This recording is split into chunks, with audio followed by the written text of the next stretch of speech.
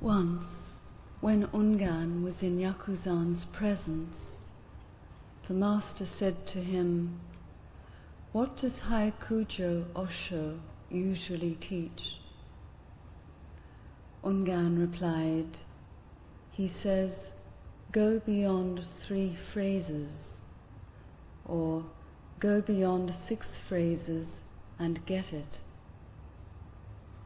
Yakuzan commented, "With a distance of 700 miles between us, fortunately, we don't have anything to do with Hayakujo." But then he continued, "What else does he teach?" Ungan said, "Once, after the discourse, when the congregation stood up from their seats, Hayakujo called out to them. When they looked back at the master, Hayakujo said, 'What is that?' Yakusan commented, 'You should have said that earlier. Hayakujo is still doing well. Thanks to you, I was able to see Hayakujo."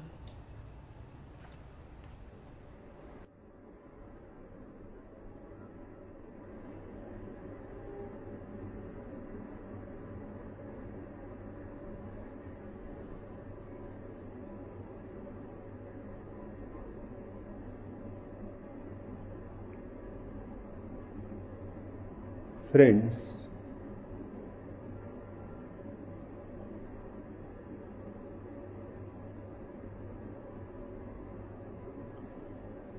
the Christians have been claiming that they have discovered the world.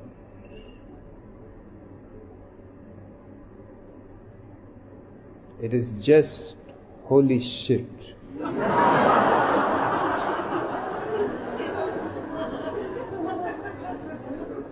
Columbus never discovered America.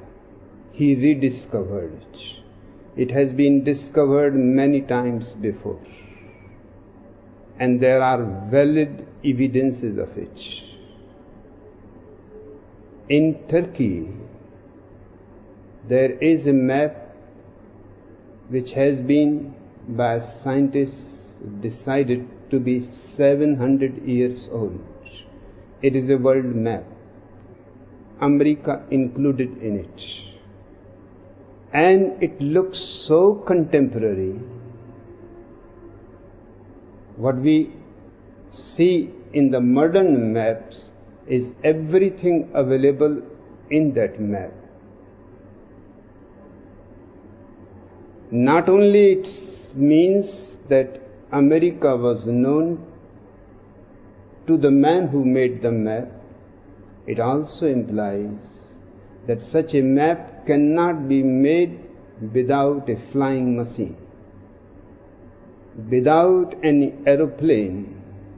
Such a map is impossible. You cannot see a bird's eye view of the whole continent, of the whole world, from every angle. You cannot make a map of India sitting here. Every nook and corner so cleanly is drawn in the map. So it is a propaganda of the Christians that Columbus discovered America. Before him,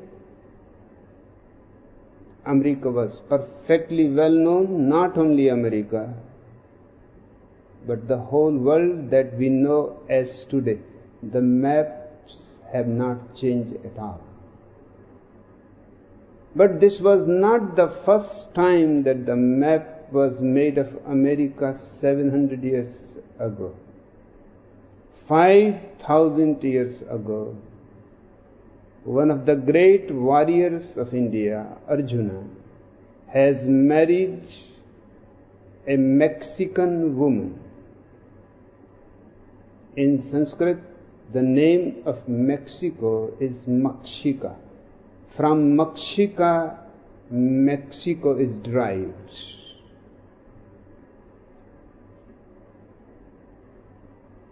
one of the most scholarly Buddhist monk, Bhikshu Chamanlal, has written a book that Christians go on ignoring. The name of the book is Hindu America, because everywhere in Mexico and other parts, Hindu gods have been found. Temples devoted to Hindu gods, statues of Hindu gods. The shape of the temple is the shape of the Hindu temple. But not only Chamanlal has proved it definitively that there was a time that the whole America was converted to Hinduism. He has also found places which Christians will be shocked to know. There are fields in many forests of South America which have strange signs on them. Those signs can be understood only by if you are high above in the sky from an aeroplane. And the planes are exactly meant to be airports. Those symbols are simply made to understand the pilots that they are above the airports. You cannot make any sense. The signs are so big, standing on the ground, you cannot see the whole sign. And such vast plains,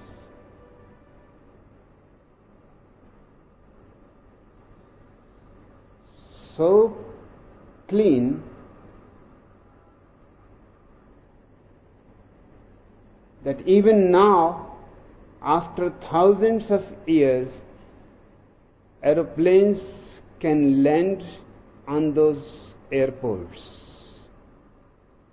There was no other use for those to make if there were no aeroplanes.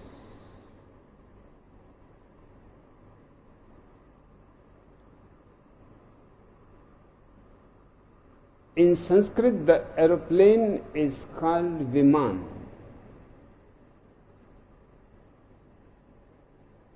And there are so many descriptions in so many scriptures that they have to be understood. With great detail in Mahabharata, the aeroplane is described. Perhaps a far better version than we know yet. Because it was not fueled by petrol. It used to have a certain precious stone on top of it, which absorbed the sun rays, and through those sun rays the aeroplane was fueled. That was a far developed version than our aeroplanes.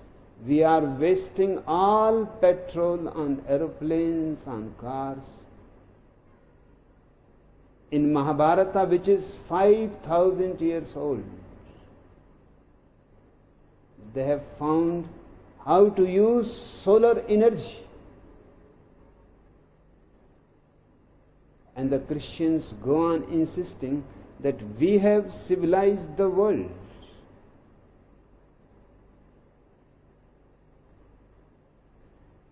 Socrates was not civilized, or Gautam Buddha was not civilized, Lao Tzu was not civilized.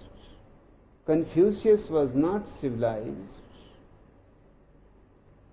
Before even Jesus Christ was born, 3,000 years before, China has discovered alphabet, gunpowder, and all kinds of technological devices. Before the birth of Jesus, thousands of years before,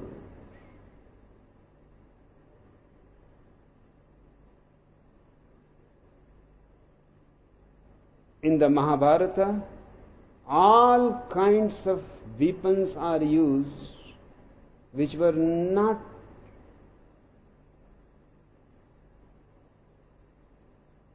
available to our intelligence. We thought they are just mythology. But atomic energy has proved that they were not mythology, they were atomic weapons.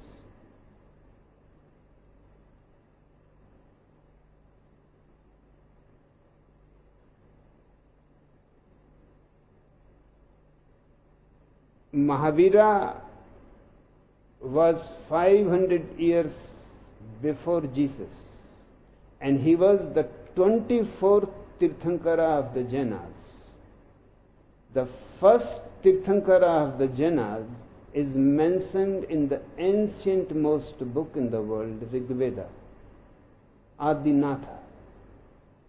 With such deep respect, that was culture.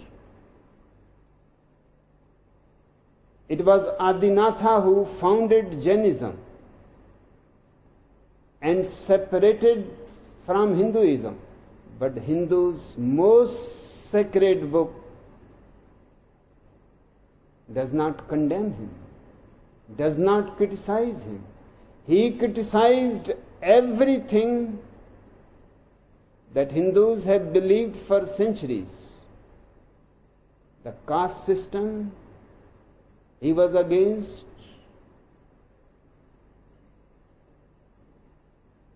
He was against Manu and his commandments to the Hindus. He was against the Brahmin priests, but still this was culture. In Rig Veda, they have very respectfully remembered Adinatha, that he was a unique man, a great man, a man of tremendous understanding. It does not matter that we don't agree with each other, but we can respect each other. And you say, we civilize the world, Christians. You don't know about anything. Before Jesus Christ, China was already a civilized country. India was always, for thousands of years before Jesus, was absolutely a civilized country.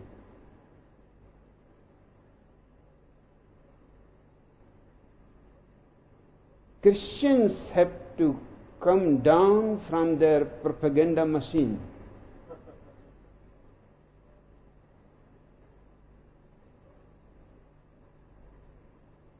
What do they know of culture? In India, there flourished hundreds of philosophies. And every philosopher criticized others as severely as possible, but with great respect.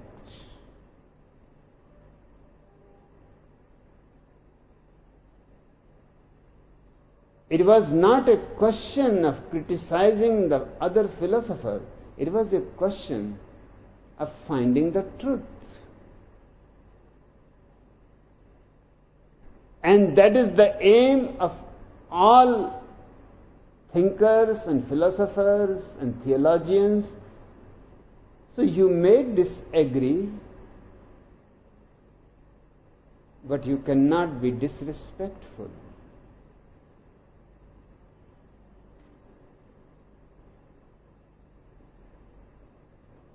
Jainism or Buddhism are the most civilized religions of the world. They don't have killed anybody, not a single person, in the effort to convert him. And Christian Church calls itself that it is the militant church. Military and church?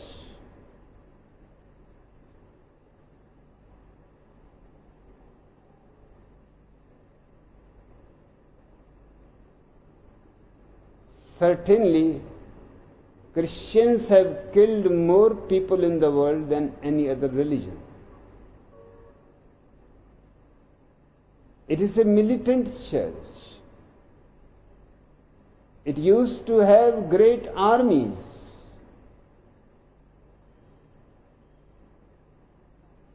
It used to send armies to convert pagans. And pagans were beautiful people, far more beautiful than any Christian. Pagans were nature worshippers. They loved the trees, they loved the rivers, they loved the mountains, they loved the stars, the sun, moon. That was their world. There was no God, there was no hell, there was no heaven. This very life was paradise. What Buddha has said, pagans would have said, but Christianity has killed them or converted them. Now there are no more any pagans. They were the most joyous people who loved, who lived abundantly without any fear and greed.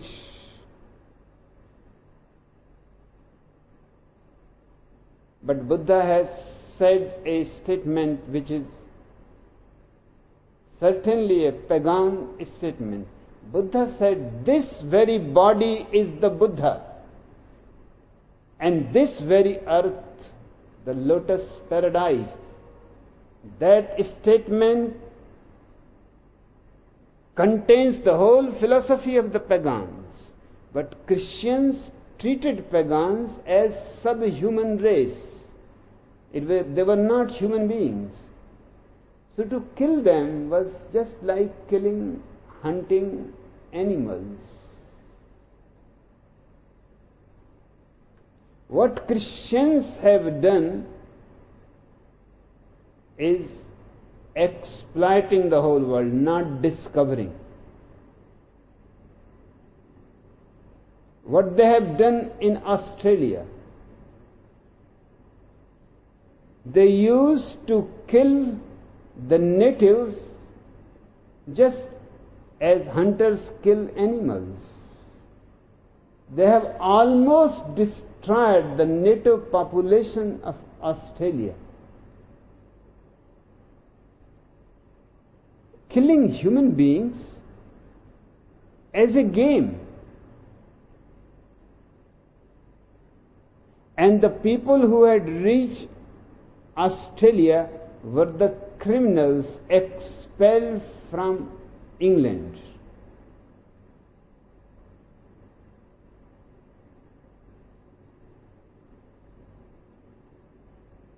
They had committed murders, they had committed rapes and all kinds of heinous crimes. They needed crucifixion, but rather than crucifying them because they were English,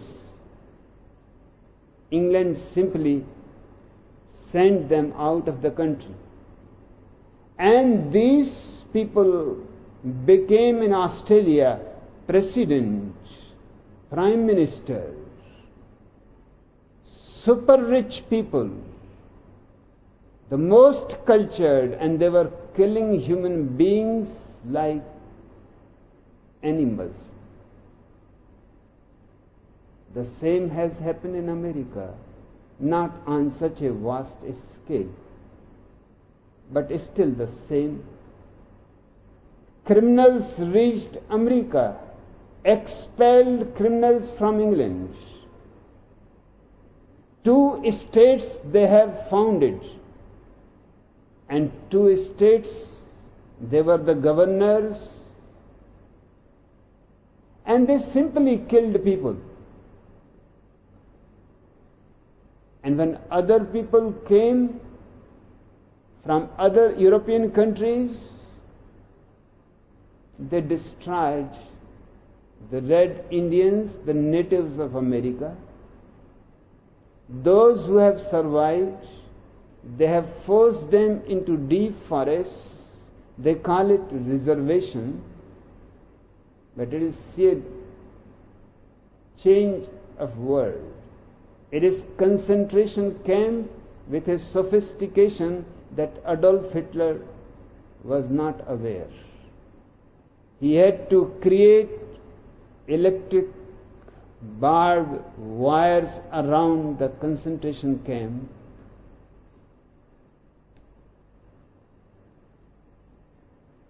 The people who reached America managed in a far more beautiful way. First, they killed most of the natives. Then small pockets of natives were given pension, so they don't come into the mainstream life of America. They have to remain in the forests. They are not educated, but they are given good pension because their land has been taken. It looks very civilized. On the surface only. Inside, the story is totally different. They have been given pension and no work. Now what they will do with their money? They gamble, they drink. In their drunkenness, their whole life is wasted. And they go on creating more and more children because each children brings more pension. They are uneducated. They are not allowed to enter into the mainstream world of America. And they are given so much money, such a cunning strategy. With so much money, what they will do? They will gamble, they will rape, they will have prostitutes, they will drink their whole life. They don't think at all that this country is theirs. They don't have that much consciousness left. That's why they cannot revolt. In fact, revolution will be dangerous to their pension. So this is a far sophisticated electric barbed wiring around. They can't even raise the voice for liberation, for freedom, because freedom will mean who will give them the pension without work. So it is better to keep silent and just go on drinking and raping and gambling. That is their whole life. And much land was acquired by killing, but just to show to the world, few pieces of land were purchased. But you will be surprised, it was purchasing with a loaded gun on the chest of the man to whom the land belonged. This way New York was purchased in $90. The whole city of New York. $90. Can you conceive? Just 300 years before. And most of the land that has been purchased had been purchased the same way as New York.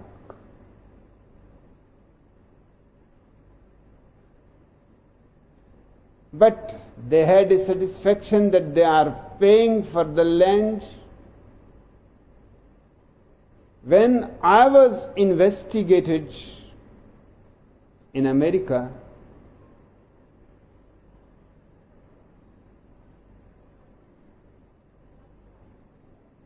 they asked me questions.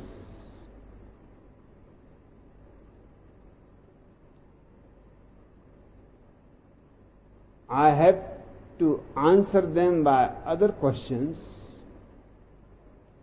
I told the man, the chief of the immigration services, that what do you think about yourself? You are a foreigner, I am a foreigner.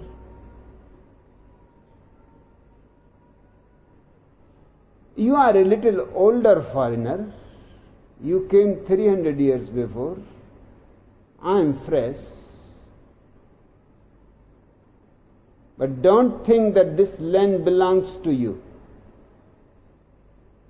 And who are to judge?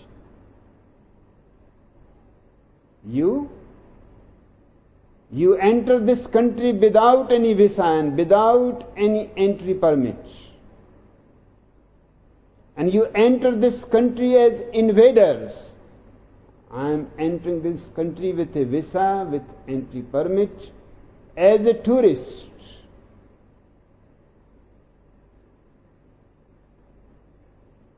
And if you have any honesty about which Christians claim so much, you should leave this country immediately. It is not your land. And your hands are full of blood. And you are deceiving the whole world and deceiving yourself. You make the constitution in somebody else's land, and you talk about freedom, and you talk about freedom of speech, and you talk about respect for the individual. What you have done to the natives, that was respect. And against your own constitution, you are keeping those people as slaves. And you are occupying their country. And you want me to ask for a permit to be a resident here? Foreigners asking foreigners? And I have purchased the land, and not like you. You have paid for New York $90. We have paid for Rajneeshpuram $6 million. And we have invested in the commune $300 million.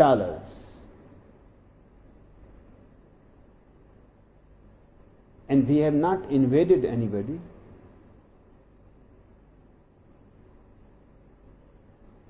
But the commune which was flourishing, the whole America was shaken by the commune. Most shaken were the Christians who think they are civilized.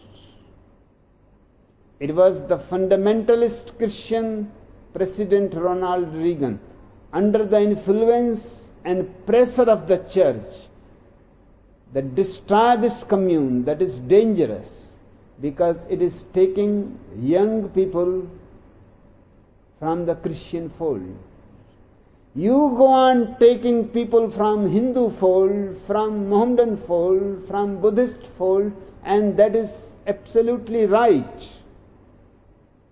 And if I was not converting anybody into any religion, only the very intelligent people had come on their own accord, and they were free to leave any moment. It is not a religion, it is a caravan of seekers of truth. Nobody is converted, everybody has joined the caravan, the commune, on his own accord. His freedom is intact, his individuality is respected.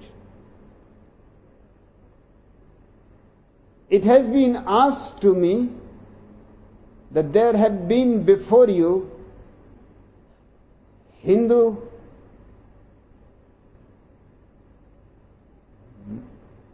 monks, Jaina monks, Buddhist monks, but nobody was condemned.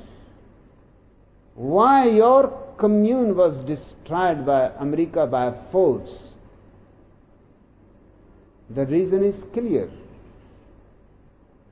Vivekananda was the first to enter America from India. But he behaved like a politician. He praised Christianity. And he said all religions are one. And he has not taken anybody out of the Christian fold. He never criticized a single Christian dogma. Naturally, there was no question. He had no commune. He was just a visitor praising. People loved him because their religion is being praised by an outsider. The same was done by Ramatirtha, and the same has been done by Maharishi Yogi and other sannyasins of Hinduism. They all praise Christianity. Christians are happy. I am not going to praise any lies, any poisons, any untruths. I am going to say straightforward what is what. That was the problem for them. They could not understand how to argue with me. I was in America 5 years, fighting in all the courts. My visa was finished long ago.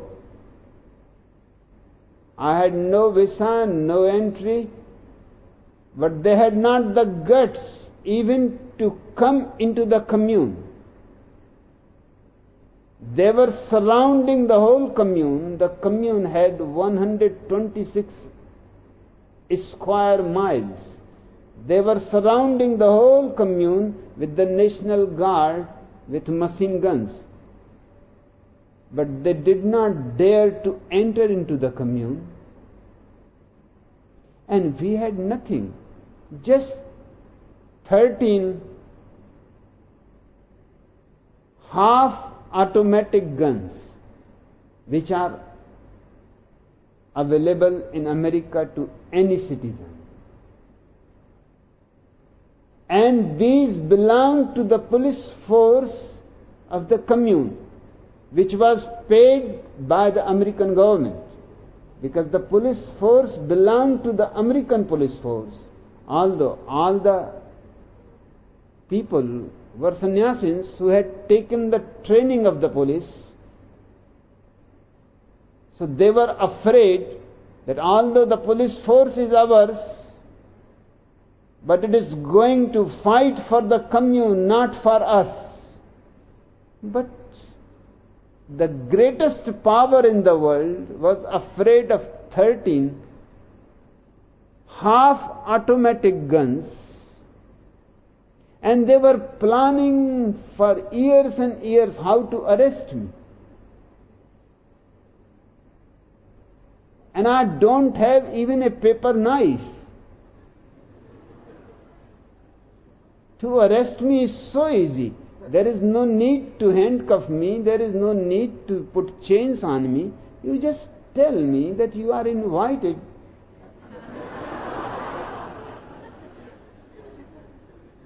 to the presidential guest house, the jail. And I would have gone with them. There was no question about it. But you will be surprised, they asked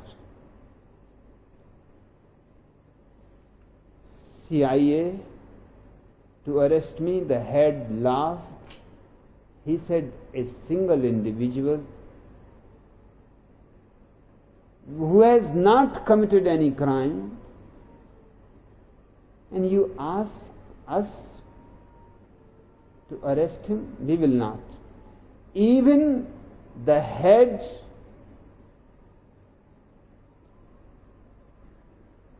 of the army was asked. He simply laughed that, have you gone mad? Has ever been army called to arrest a single individual who has nothing in his hands to fight? You will make us a laughing stock all over the world. He refused. All government agencies refused to arrest me. For the simple reason because they could not show any reason why I should be arrested.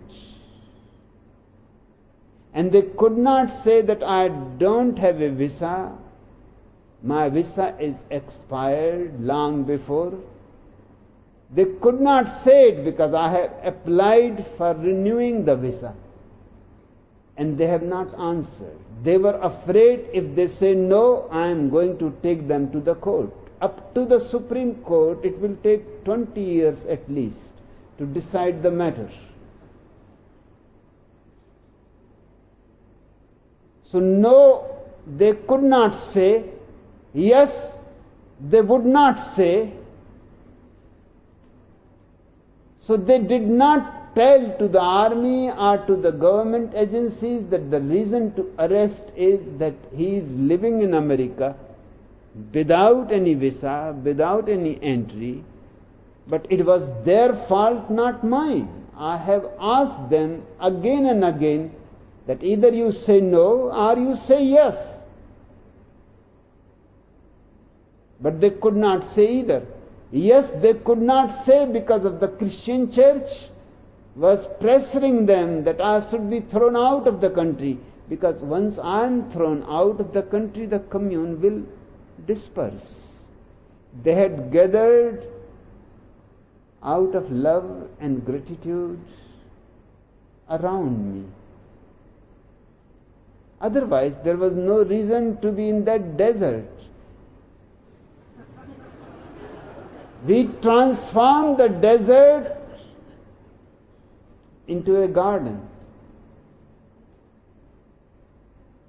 It was for sale for 40 years. Nobody was ready to purchase it at any price. What you will do with that desert? But our creative people made houses, made dams, created small rivers. We had enough water in our dams. Even if for 5 years there was no rains, we have a reservation of water. We had planted so many trees that it was not going to be long that the trees will attract the clouds.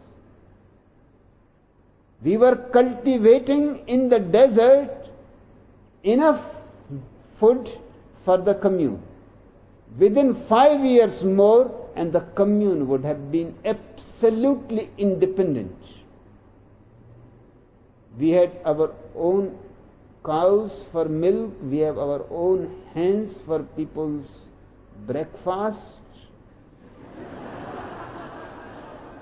We had our own fields, we had our own greenhouses, because in the desert the sun is so hot, unless you make a greenhouse, we have our own greenhouses for vegetable, for fruits. And this all was happening while we were fighting with the government in every court, and they were putting imaginary cases. But once you put a case, you have to fight it. We have the greatest law firm in the whole world. Two of the attorneys are here, Anando, Sangeet, and I think Niren was here just few days before. Perhaps he may be here. We had 400 people in the law firm. 400 people continuously working to fight the whole American law and constitution. If they had depended simply on law, there was no way to destroy the commune. But they dropped all law, all constitution. They were simply mad. And the madness is not part of a cultured religion. It is not civilization. We have not thrown out the Christian missionaries from India. They go on converting people to the Catholic fold. But if people want to be Catholics, it is perfectly okay. It is their choice. The government has nothing to object. It has given freedom of religion. American Constitution also makes it clear that states should not interfere in religious matters, but they interfere. They crushed and destroyed our commune. Just now I have received few pictures. Even after 5 years in the desert, the trees that we have planted there are so green, such great height they have achieved, such beautiful shadow underneath. They are still waiting. But the government has not only deported me for 5 years, it has also made arrangement for another 5 years, suspended jail. If I enter America after 5 years, they can put me in jail on any excuse, imaginary, and I will not have any recourse to appeal for 5 years. So in fact, for 10 years they have prevented me. In 10 years, those trees won't survive. Those 300 peacocks in my garden, they had been catching them and selling them. They could get only 150. 150 have escaped in the mountains. They will not be able to survive. The dam needs continuous care. In 10 years, it will not be able to contain overflow water. We were continuously on guard that no water overflows the dam. Once the water starts overflowing, soon the dam will be destroyed. and the whole commune land is below the dam, it will be flooded with water. That will destroy all the houses that we have made for 3,000 people to live, all the roads that we have created, and we were not employing any laborers, doctors, surgeons, professors, teachers, all kinds of educated people were creating roads, making houses, making gardens, lawns. We had one of the best hotels with 240 rooms, a 5-star hotel in the desert.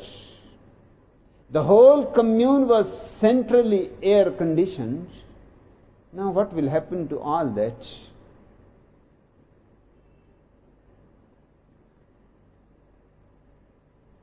Just few months before, a picture has been sent to me by a sannyasin, because they did not allow me even to stay one day after I was released. They told me that I have to leave immediately. They were afraid if I stay even one day, there are possibilities to appeal to the High Court, to the Supreme Court. 15 minutes and my jet plane has been kept running on engine, that immediately I should be taken to the airport and taken out of America. I could not go back to the commune just to say goodbye to my people. I was prohibited. Even when they gave me bail, they made it absolutely certain that I don't leave the commune. Every day a phone will come and I have to answer the phone, and I cannot use aeroplanes. We had 5 aeroplanes in the commune.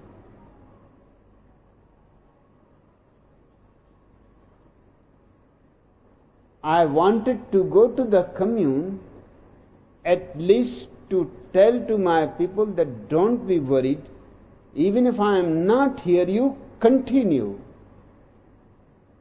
You will feel my presence. And 10 years will pass, 5 years have passed. 5 years will pass also. I will be back. But they did not allow me even to go back to the commune. And just few months before, I received a picture. We had, those who were in the commune will remember, just before the assembly hall, we had the signs of 2 birds flying. Just as you entered from the road towards the assembly hall, a picture has been sent to me that some fanatic Christian has shot those symbolic birds, 20 holes with gun. These are civilized people, and it was only painted word, not even living birds. But such anger, such violence, they must have stolen every house, everything that they could carry. They must have destroyed everything that we have managed so beautifully, with so much care and love. people were working 10 hours, 12 hours a day. A great dream was almost getting realized. And these people call that they are the ones who have civilized the world. They are not themselves civilized. They need civilization.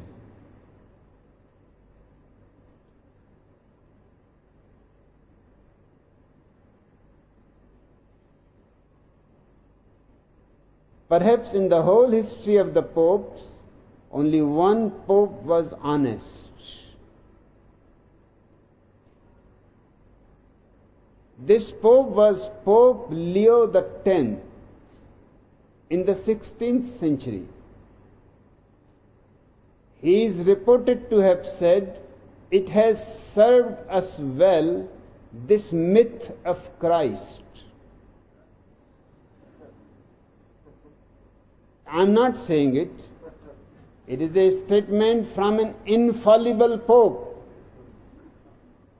This myth of Christ has served us well. Certainly, it has profited you well.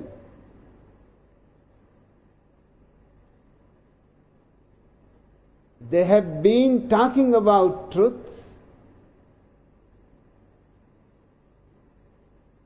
but they have been hiding immensely important things. They have changed the whole Gospels. They have edited everything that was going to be difficult for them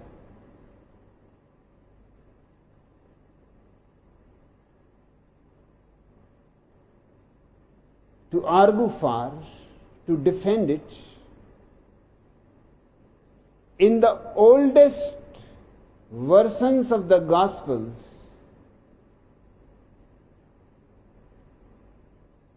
you will be surprised to know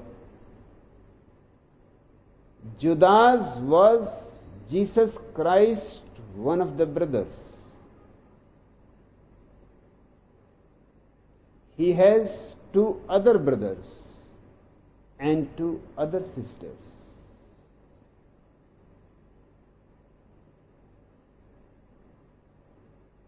But to keep Jesus' mother Mary without sin, they have dropped those daughters and those brothers completely, because either they have to bring the Holy Ghost 5 times, and that will be too much tiring for the Holy Ghost. And it is a remote control operation.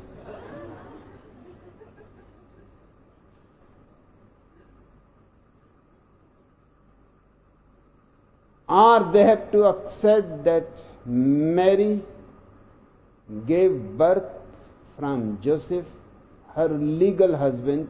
This Holy Ghost is illegal.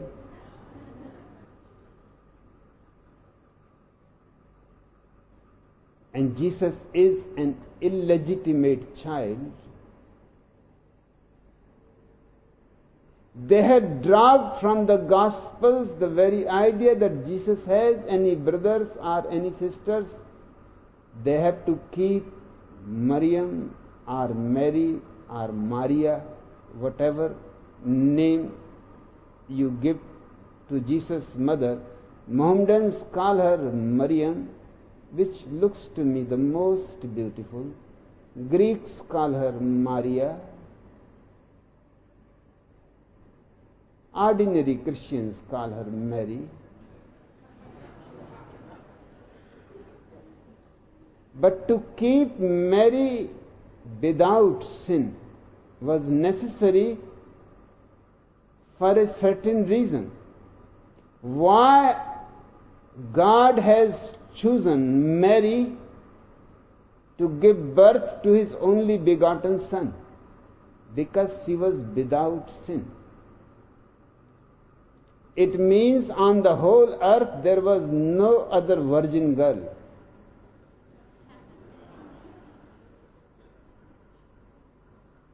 Only Mary was virgin. It is such a condemnation of whole humanity.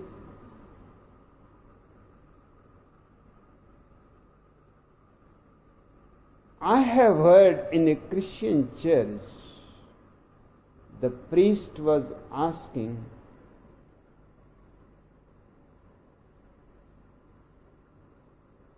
that virginity is one of the foundations. And there were more women present than men. Men don't go to churches or temples or any other holy places. It is the women, because that is the only place where they can gossip with each other. They don't have any clubs, they cannot go to the restaurants, to the pubs. They have no social mobility, only the church.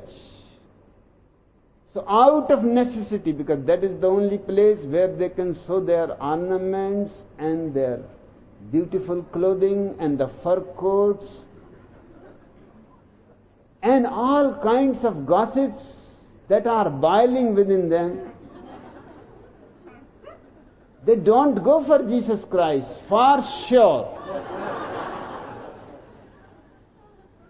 And few husbands go there, not for Jesus Christ, either to keep an eye on their wife or to keep an eye on somebody else's wife. When the priest asked, out of all you women, how many are virgin? Stand up. Nobody stood up. The priest said, my God, nobody is a virgin? Then a woman with a small baby stood up. He said, you idiot, I am asking about virgins. You have already a baby. He said, the baby cannot stand. That is the only virgin in the church. I am not virgin, but this baby is 6 months old. She is still a virgin, believe me. But she cannot stand on her own.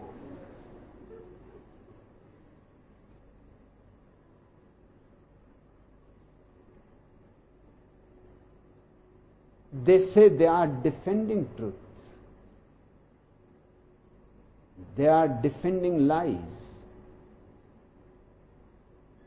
They don't mention in the Gospels that Judas was Jesus' brother.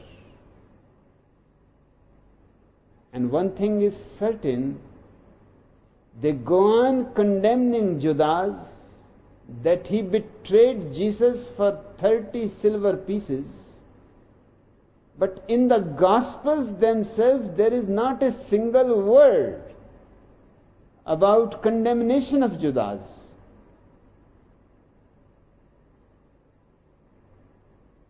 My own understanding is that he never betrayed Jesus.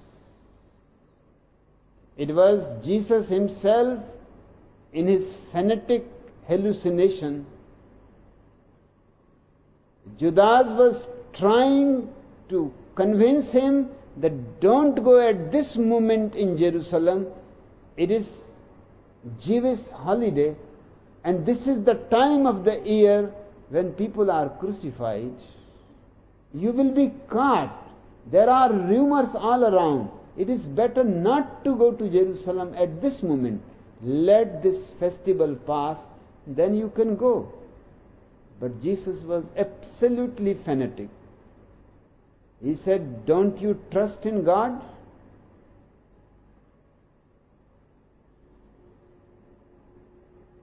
This is a chance for the Jews to know that I am the only begotten Son of God. Let them crucify me, and God will do a miracle.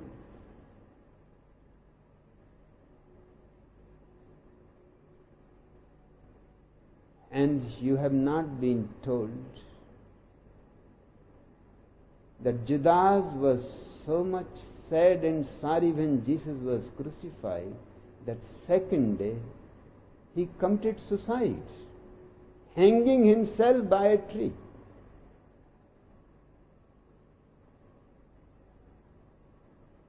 But Christians will not talk about the truth.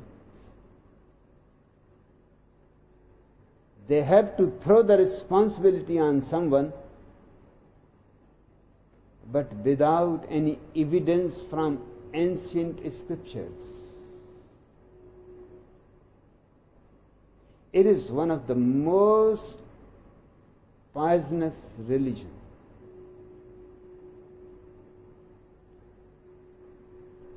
It talks about one of the pillars of Christianity is forgiveness.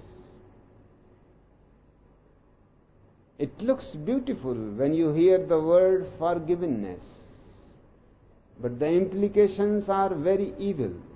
A man rapes a woman. The man will be forgiven by God. What about the woman? The criminal is forgiven. What about the victim? Not a single mention that the victim will be rewarded or anything. A man murders and he simply goes to the priest and confesses, and the priest gives him a simple method, so cheap. You have murdered a man, put $10 in the charity box and 5 Hail Marys, and your sin is forgiven. God is compassionate. But what about the murdered? Nobody has asked the question to the Christians, what about the murdered?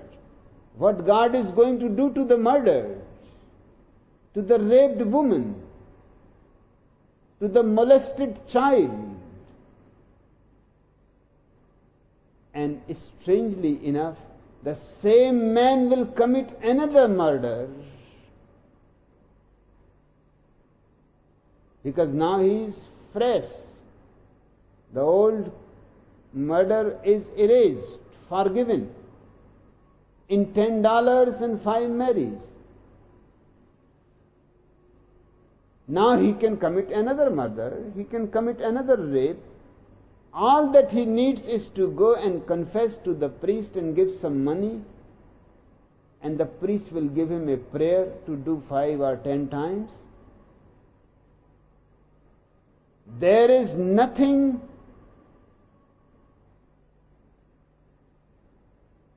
for a person who has been committing crime after crime and he is being punished. Not punished, he is being continuously forgiven. And all those people who have suffered from this man's crimes, not a single mention in the whole Christian religion. It seems God is in favor of criminals, but not in favor of the victims. Now look again at the idea of forgiveness, and you will see that it is ugly. In other religions, Jainism, Buddhism, there is no God. And it is good that there is no God. Nobody can forgive. So there is no question of forgiveness. These religions are more scientific. Every action will have its reaction. Nobody can prevent it. You put your hand in the fire and you will be burned. No God can prevent it. You rape a woman and you will suffer a deep wound of guilt. You may go mad, but you will have to suffer. Only suffering will cleanse you, not forgiveness.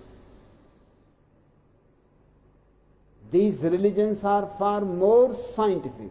Taoism, Buddhism, Jainism.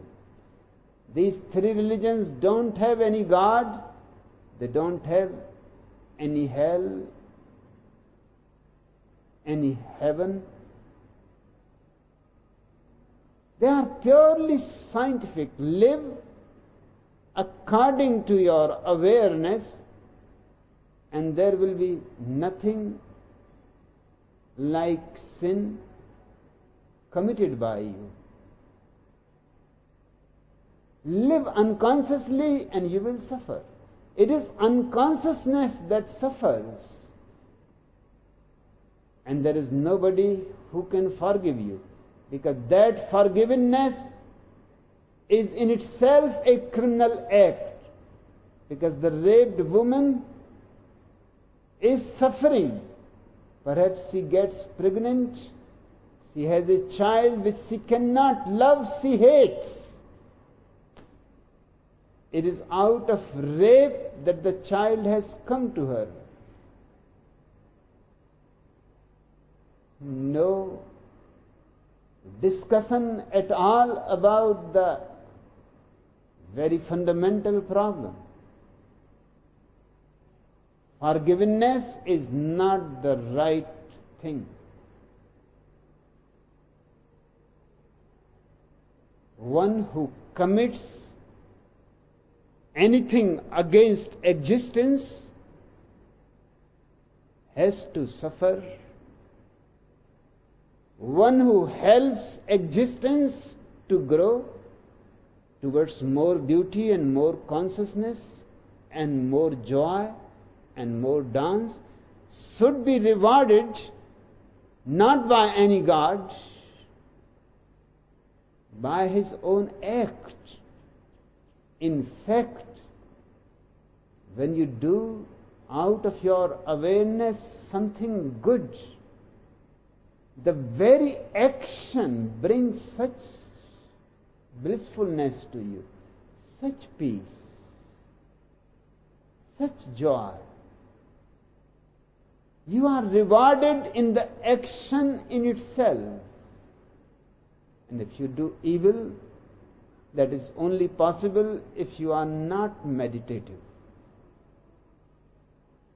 If you are an unconscious being in blindness, you may commit something which hurts someone. But then you have to take the responsibility, and you have to suffer the reaction that is produced by your action.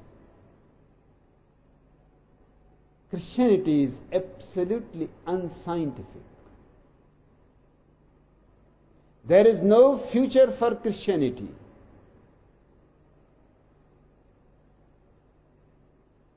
And they talk that they have given a sense of morality to the world. These are their questions they have sent to me. They have given a sense of morality to the world. And they don't read, it seems, even their own Bible. The Old Testament is full of pornography, far worse than any playboy, playgirl, or penthouse. Of course, there are no psychedelic colors in the pornography. so you don't see it. You have to read it.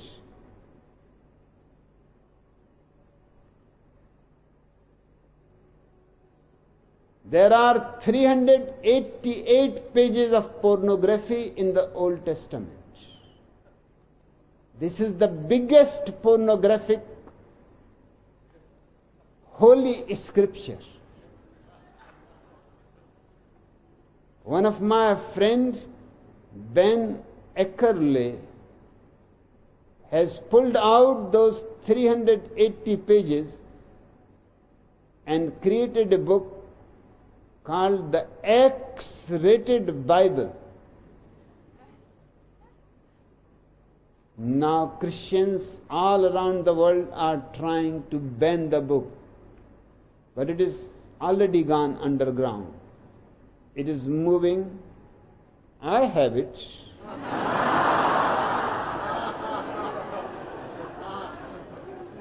I will not say anything for which I don't have the right evidence. Just one instance of the pornography, 388 pages will be too long. It will make the record.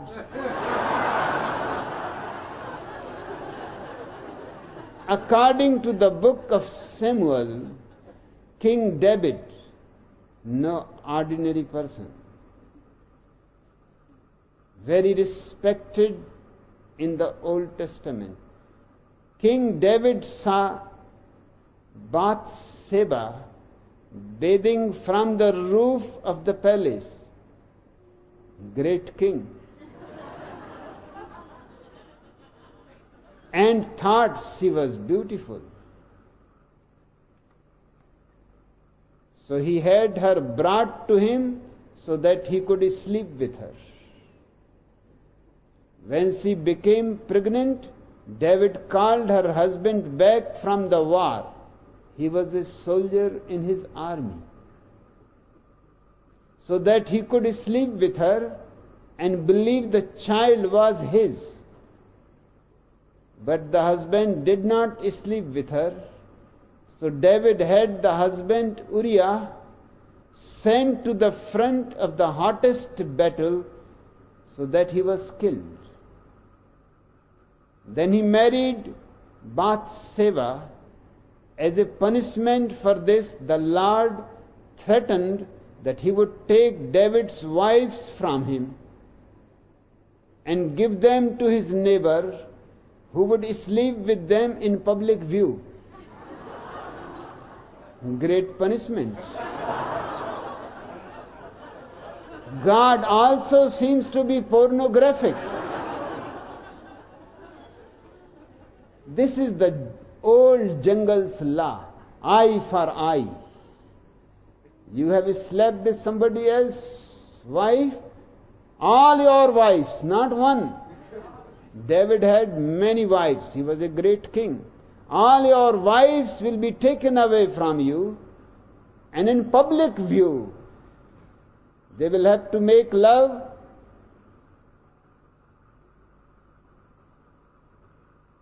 to your neighbors. This is forgiveness.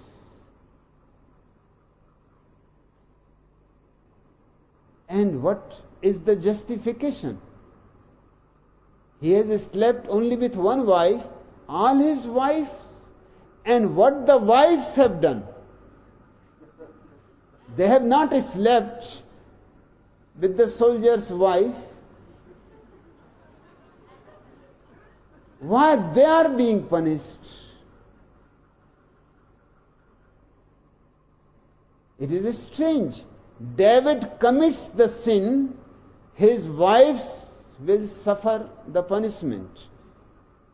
Great justice. Even an idiot can understand that this God is retarded.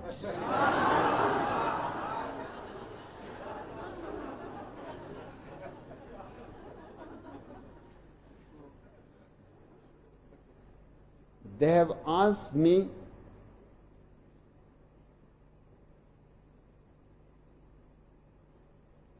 We have given the sense of morality to the world, that what Gautam Buddha was doing 500 years before Christ, what Mahavira was doing, what 24 Tirthankaras of Jainas were doing, what Lao Tzu, Chuang Tzu, Li Tzu were doing. They were all before Jesus Christ. And in fact, Jesus Christ has come to India hearing about Gautam Buddha. Although Gautam Buddha was dead, but he has left enlightened people, and there may be some few still who are enlightened. And Buddhist enlightened people have created two great universities, Nalanda and Takshila. Those were the first universities of the world. Oxford is only 1,000 years old. And Oxford has only 10,000 students. Nalanda has 50,000 students. Takshila has 100,000 students. And they were not ordinary students. They were sannyasins.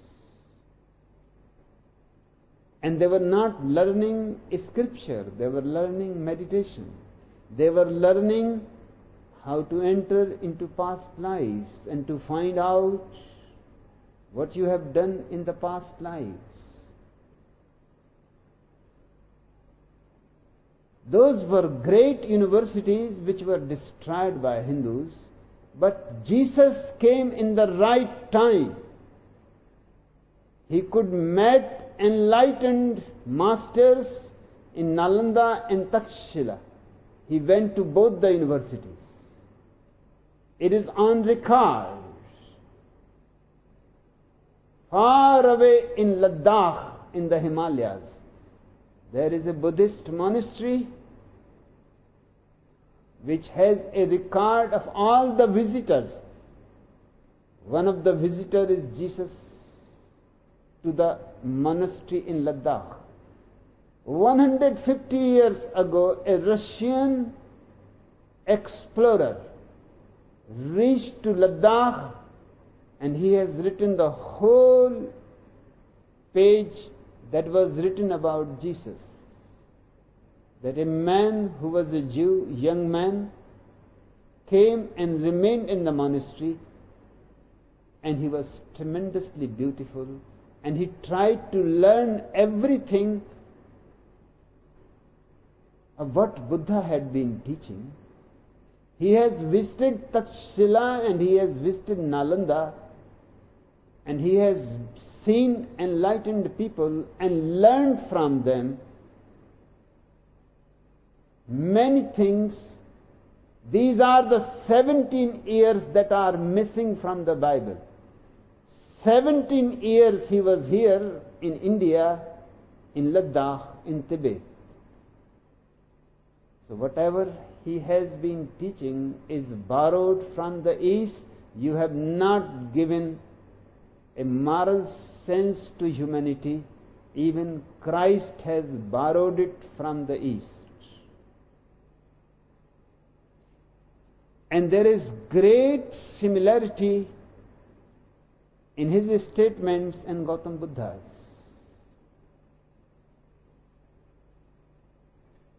But Gautam Buddha's statements have an authority which he does not have.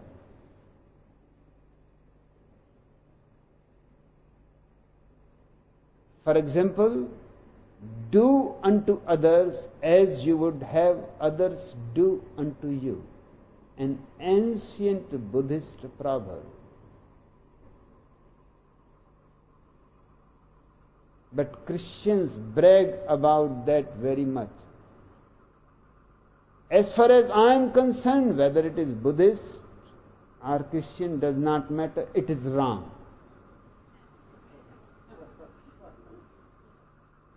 It is wrong on psychological grounds. Do unto others as you would have others do unto you. If everybody was equal, similar, had the same desires, then perhaps this principle would have been right. But everybody is different. Your taste may not be the same as mine. Do unto others as you would have others do unto you. That's perfectly okay, but others' taste may be different. Everybody has unique personality. So I may do something which I like, but you may not return back. Your taste, your personality may be different. For example, take a masochist who loves to be tortured.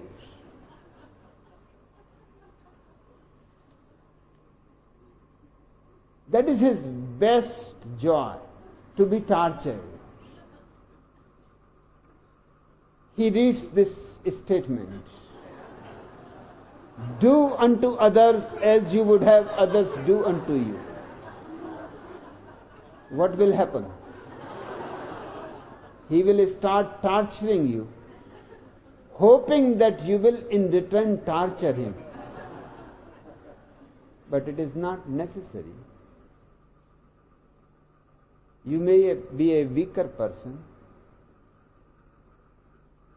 or perhaps you may be yourself a masochist, enjoying his torture and not doing anything.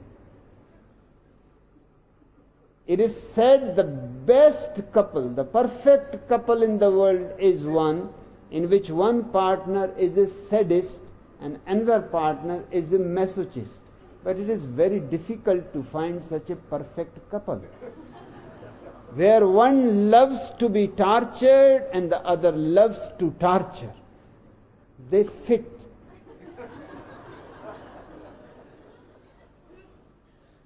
So if by chance it happens that you meet a sadist and you are a masochist, then this principle in that rare occasion will be right. Otherwise, it is not the rule. It looks beautiful,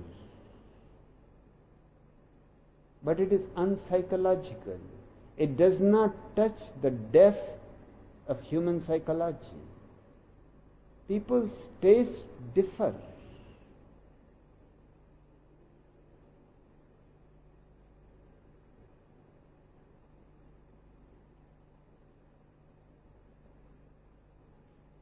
They have asked that what I want to say about this: sanctify the Lord and let Him be your fear and let Him be your dread.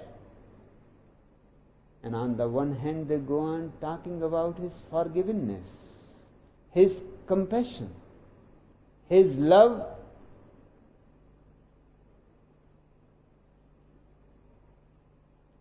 and in this statement they are saying, let Him be your fear and let Him be your dread. This is sheer exploitation of man's fear and dread, to terrify him, to make him tremble. It is a well-known, documented fact that in the Middle Ages there used to be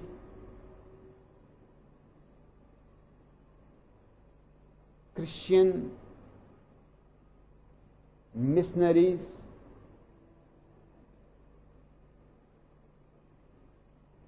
they created such fearful scenes of hell fire,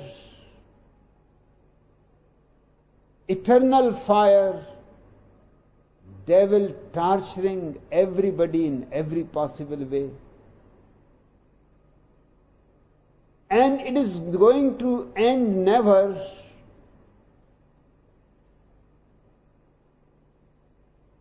And they shouted and they beat the table and they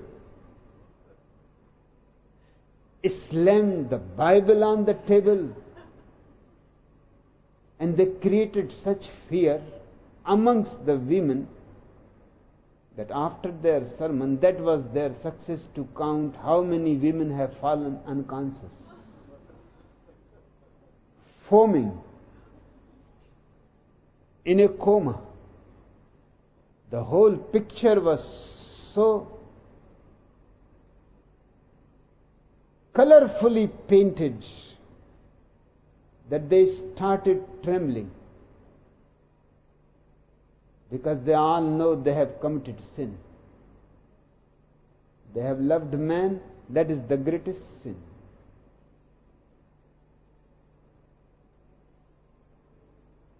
They have not only loved their men, they have even desired other men. Because the Bible says, even your dreams will be counted. If in a dream you make love to your neighbor's wife, don't think God is not watching. He is the perfect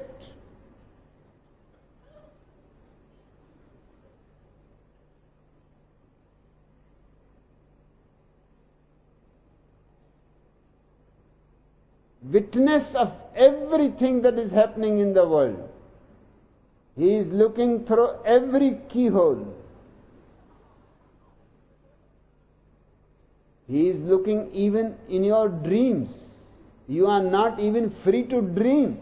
You are not doing anything, just dreaming.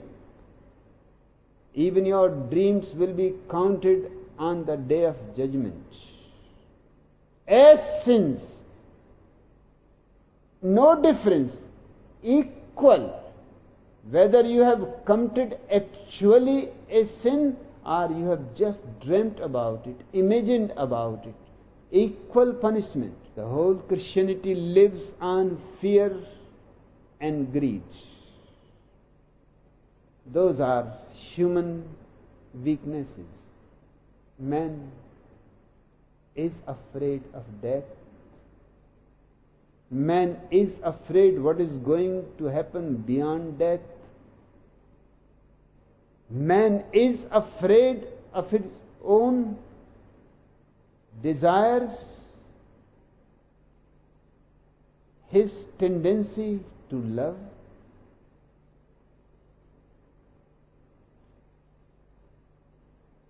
Christianity exploits them. All other religions also exploit them in a minor way. Make people afraid, and they will fall down on their knees, foaming with the mouth and raising their hands to God that forgave us. They will sanctify the Lord out of their fear and dread, and create greed in them, that if you don't commit the sins, if you are afraid of God,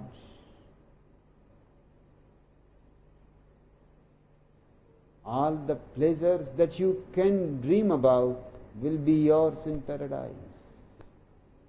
So on the one hand, fear, which is one of the basic paranoia of man, and on the other hand, greed. For fear is hell, for greed is paradise. The word paradise comes from Persian. In Persian it is Firdaus. And Firdaus means a walled garden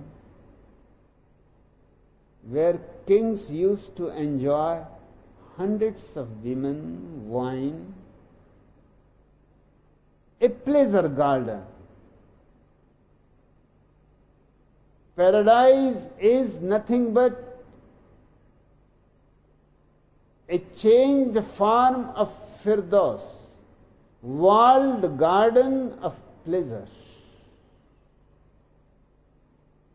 So give people a carrot hanging far away beyond death. So they go on moving.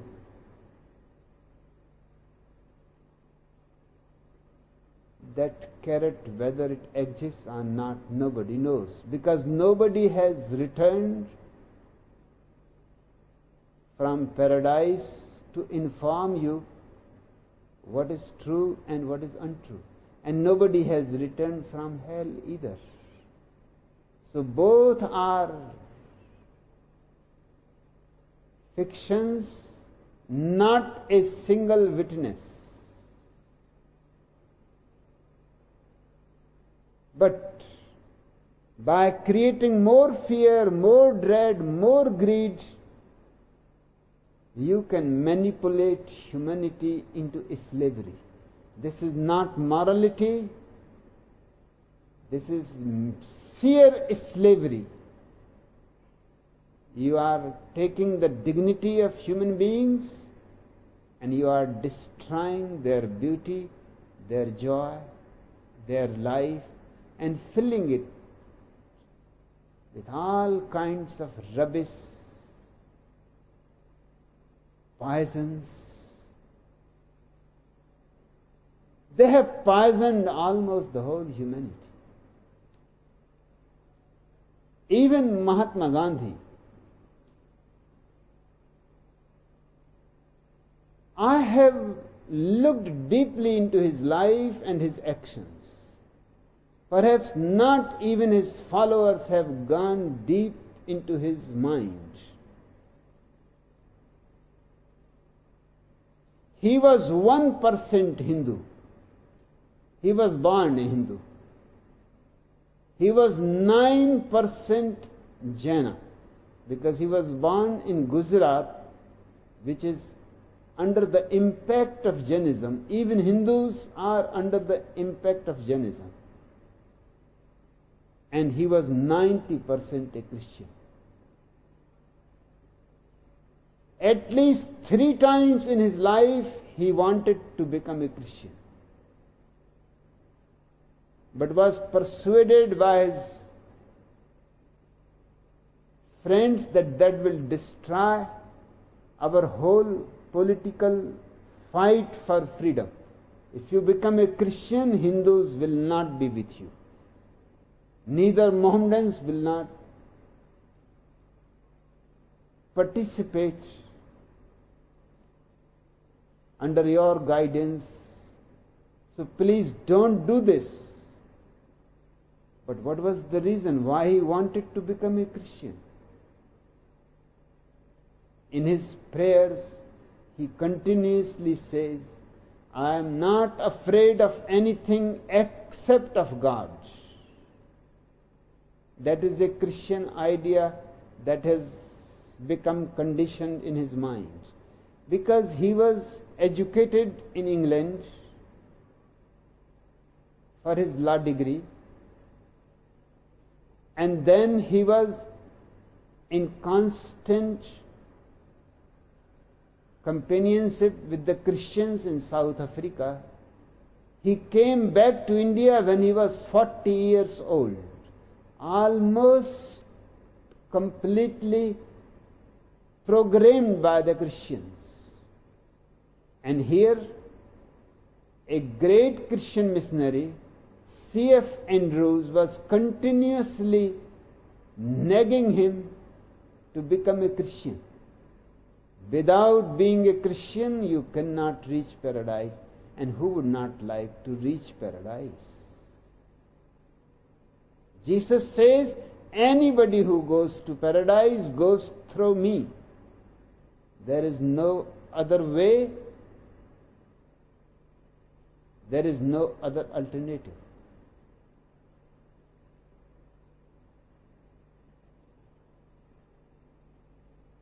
I had one of his son Ramdas as my friend. And I used to talk to Ramdas, whenever I used to go to Wardha to deliver lectures,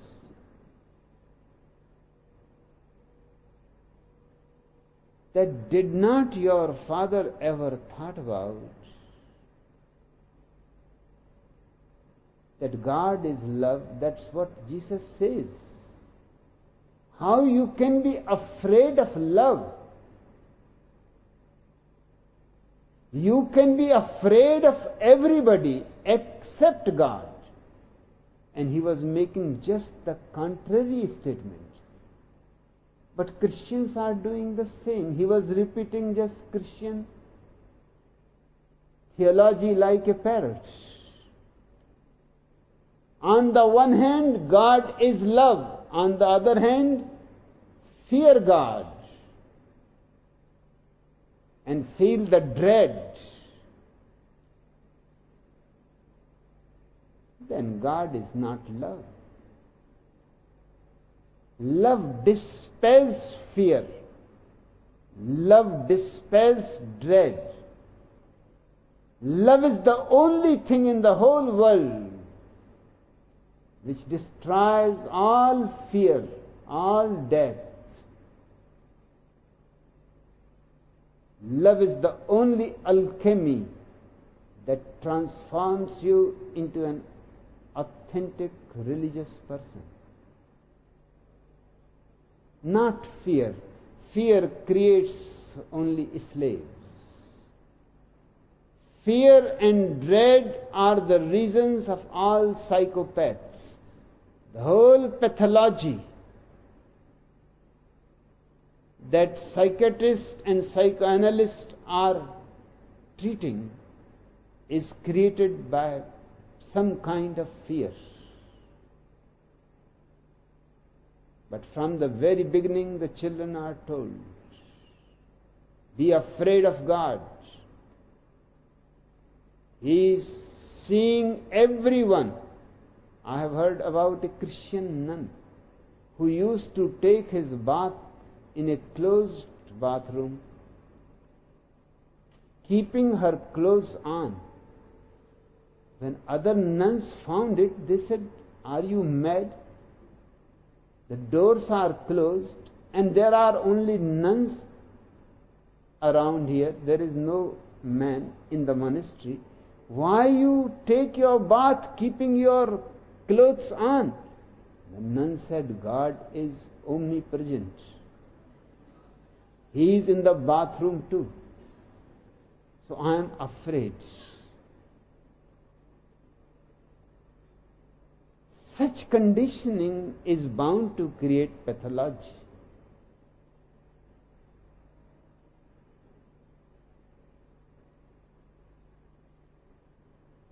I have told about militant Christianity.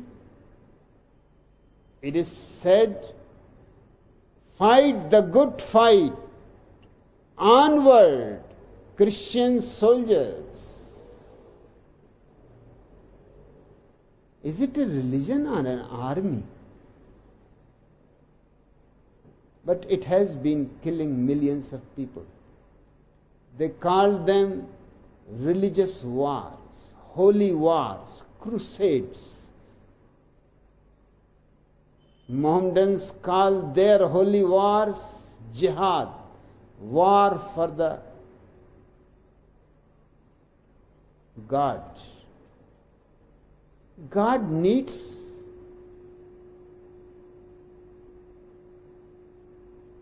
that millions of people should be killed.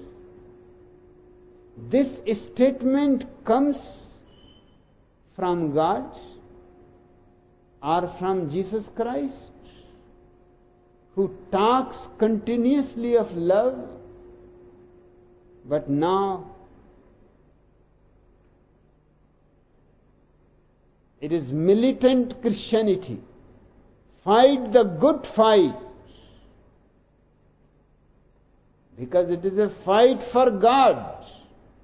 Onward, Christian soldiers. Christianity does not create sannyasins, it creates soldiers. And these are the polar opposites.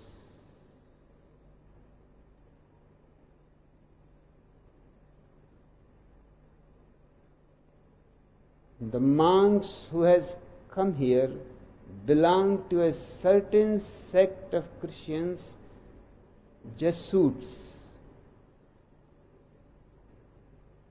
Their saying to every parent is, give us a boy of 7, not a girl. That's why you saw 21 soldiers, all male, not a single woman soldier. Give us a boy of 7 years and we will turn him into a good soldier of Christ.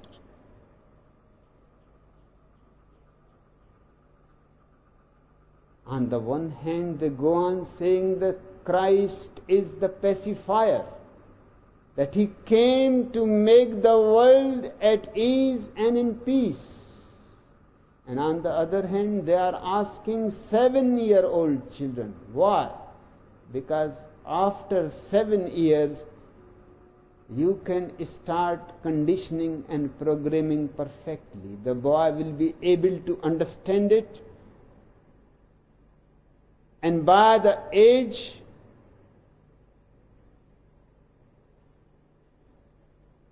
of 21, the programming will be complete. The time between 7 and 21 is the most vulnerable time, because after 7, sexuality starts in a very small way. By the time 14, it is ripe. And as sexuality is your life energy, when it is beginning, that is the right time to fill your life energy with certain programs. Your mind is growing with your sex.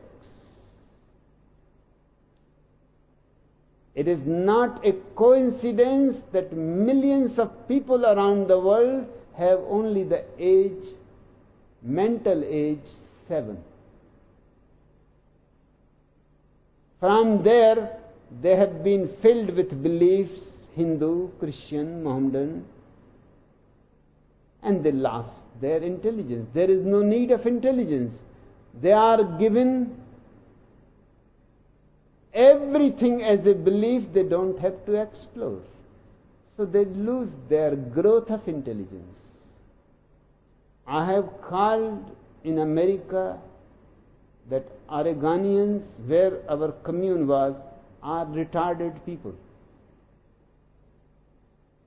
The Attorney General from Meyer became very angry when he heard my statement.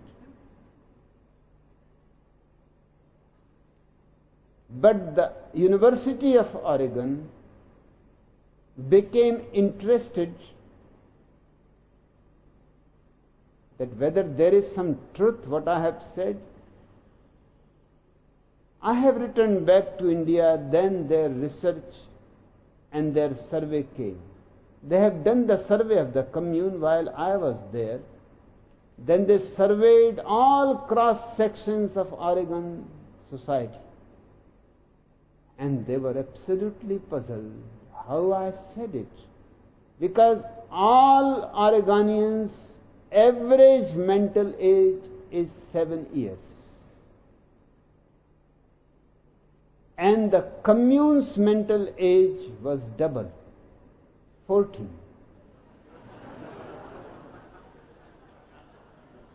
Those idiots destroyed an intelligent commune.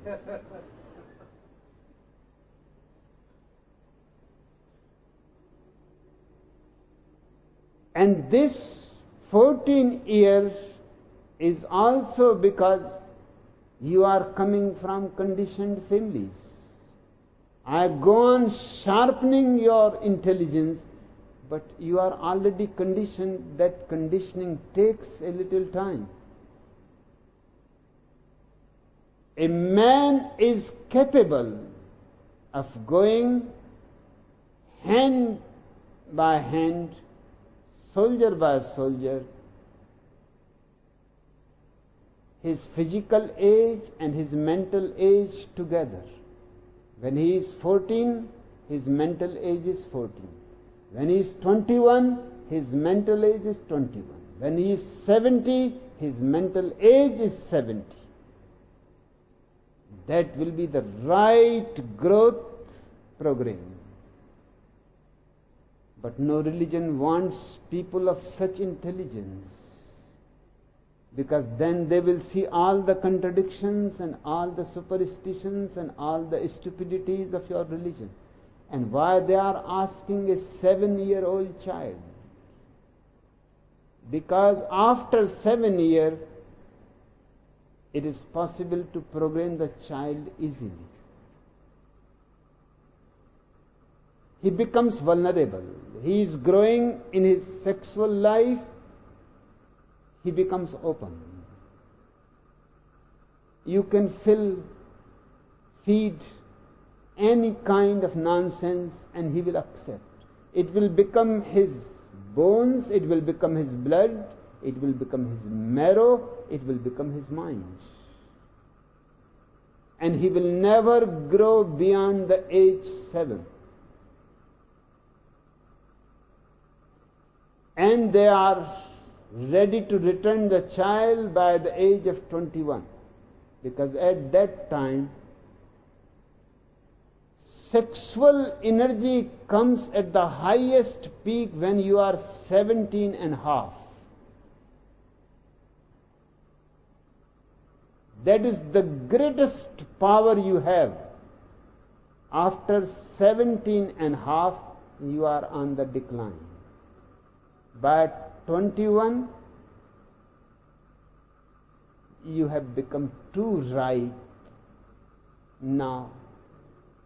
To change you is very difficult. So they are ready to return the children by 21. Now nobody can change them. They have prepared them in good soldiers of Christ. But the very word of soldiers of Christ is so ugly. I teach you to be sannyasis, and not my sannyasis. It is your sannyas. It is your investigation into truth. And to be a soldier needs your mind to be starved at the age 7. Only retarded people can be soldiers, good soldiers. They won't ask any questions. They will simply follow the orders. And every religion wants people who don't ask awkward questions, embarrassing questions which they cannot answer. I am here to answer all of your questions. You can find from any nook and corner of the world any question. I am ready to answer. Because I have no investment in you. And I have no investment in any fold, any cult, any creed, any religion. My only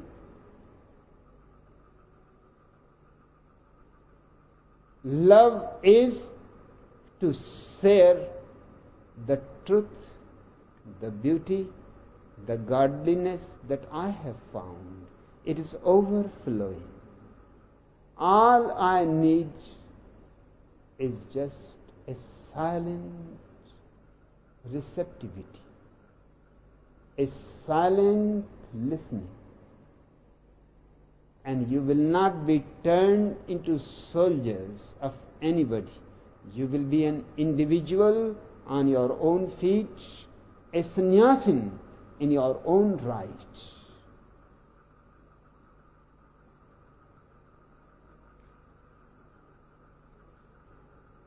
A little biographical note before I start the sutras.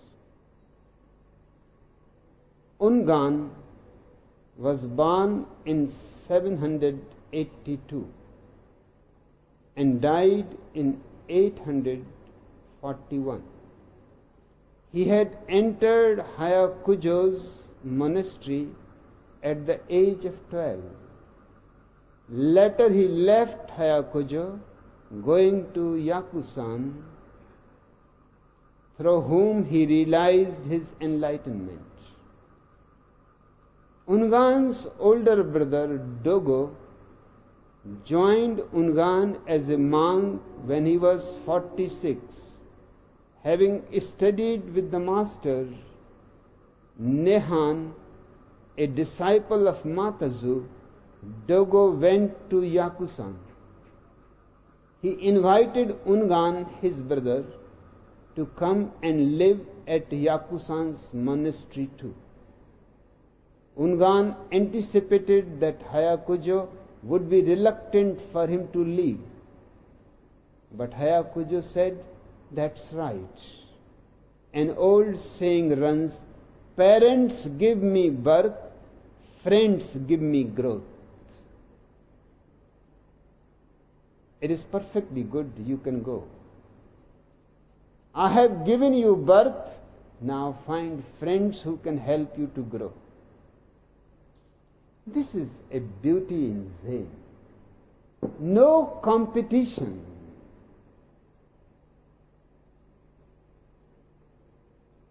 He does not know about this master Yakusan. They lived 700 miles apart. Their monasteries were far away. But there is no question of fear. It is always good, he will learn something. Yakusan may have a different angle of approach, and that will make him richer. Hayakujo said, "That's right. An old saying runs, parents give me birth, friends give me growth." Do you understand why I call myself your friend? Parents have given you birth, now I am going to give you growth. And only friends can give you growth, because they don't have any conditions. Their love is unconditional. They don't ask anything in return, not even gratitude. You don't have to stay with me. You have stayed long enough. You are ready to move. Now you can go. A letter from Hayakujo with him, Ungan left immediately for Yakusan's monastery. The Sutra. Once when Ungan was in Yakusan's presence, the master said to him, "What does Hayakujo Osho usually teach?" He does not know anything about Hayakujo, but still a great respect. Osho, Hayakujo, that great man, that great master, what he teaches. He has become Osho because he has allowed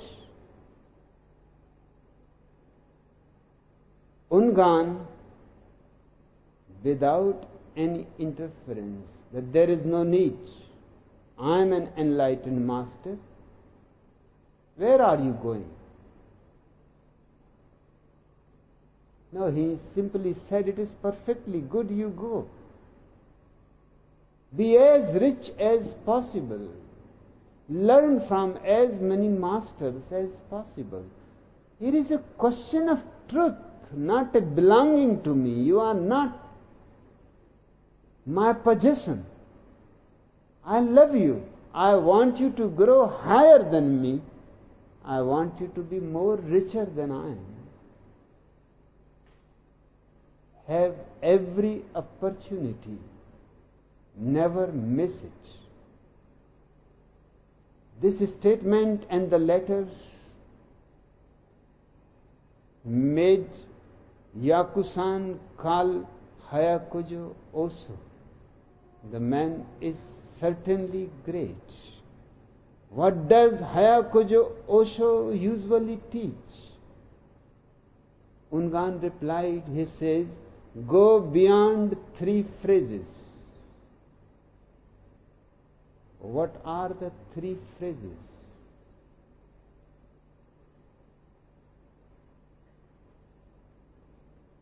Buddha's all the scriptures are divided in 3 sections. It is called 3 Pritak, 3 baskets. These are called in Zen 3 phrases. Buddha is saying the same thing in all the scriptures, again and again, in different ways, different language, different angle, talking to different people, certainly, different responses. This Tripitak is known in Zen only 3 phrases, 3 different phrases. So Yakusan said,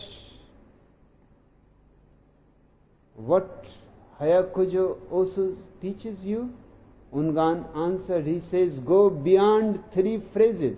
Go beyond all the scriptures that Buddha has left behind him. Don't get caught into phrases, into words. You have to go beyond words. Scriptures are beautiful, but they cannot give you truth. First find the truth, then if you want to enjoy the scriptures, you can enjoy. But first be rooted in the truth. And that rooting happens only when you drop your mind. Those 3 baskets of Buddha's phrases are contained in your mind. Go beyond. And sometimes he also says, go beyond 6 phrases and get it. What are the 6 phrases? Because Buddha told only 3 types of statements which have been collected into 3 scriptures. They are vast. Even one scripture is at least 1,000 pages.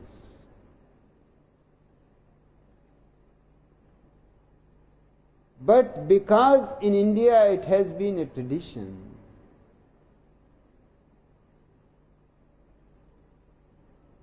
that whenever an enlightenment happens to a man,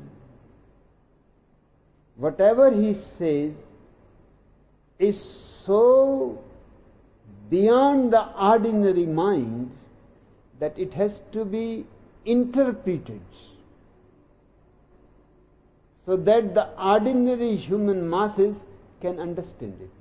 So 3 scriptures have 3 commentaries that make 6 phrases. So Hayakujo sometimes says go beyond 3 phrases, but if somebody is a scholar and has learned not only the original Buddha statements but also the interpretations of the scholars, then he says go beyond 6 phrases and get it. That is within you. Just you have to pass beyond all the words, and it is already there radiant, alive from eternity, waiting for you.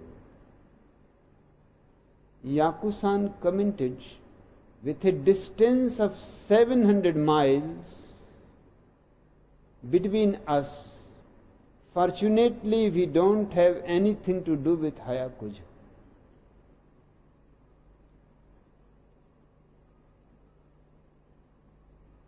Because he is unnecessarily harassing his disciples by telling them, get beyond 3 scriptures, get beyond 3 scriptures and their 3 commentaries. A single statement is enough. Go beyond the mind. How you are going to calculate how much is in the mind? There may be those 6 and there may be many other scriptures. Why bother about it? Just simple statement, go beyond mind, and you have gone beyond all scholarship, all language, all intellectuality. You have entered into the no mind. So he said, there is 700 miles of difference between me and Hayakujo. We don't have to do anything with Hayakujo. But then he continued, what else does he teach? He suddenly must have remembered, this may not be the whole teaching. What else does he teach? Ungan said once, after the discourse, when the congregation stood up from their seats, Hayakujo called out to them. When they looked back at the master, Hayakujo said, what is that?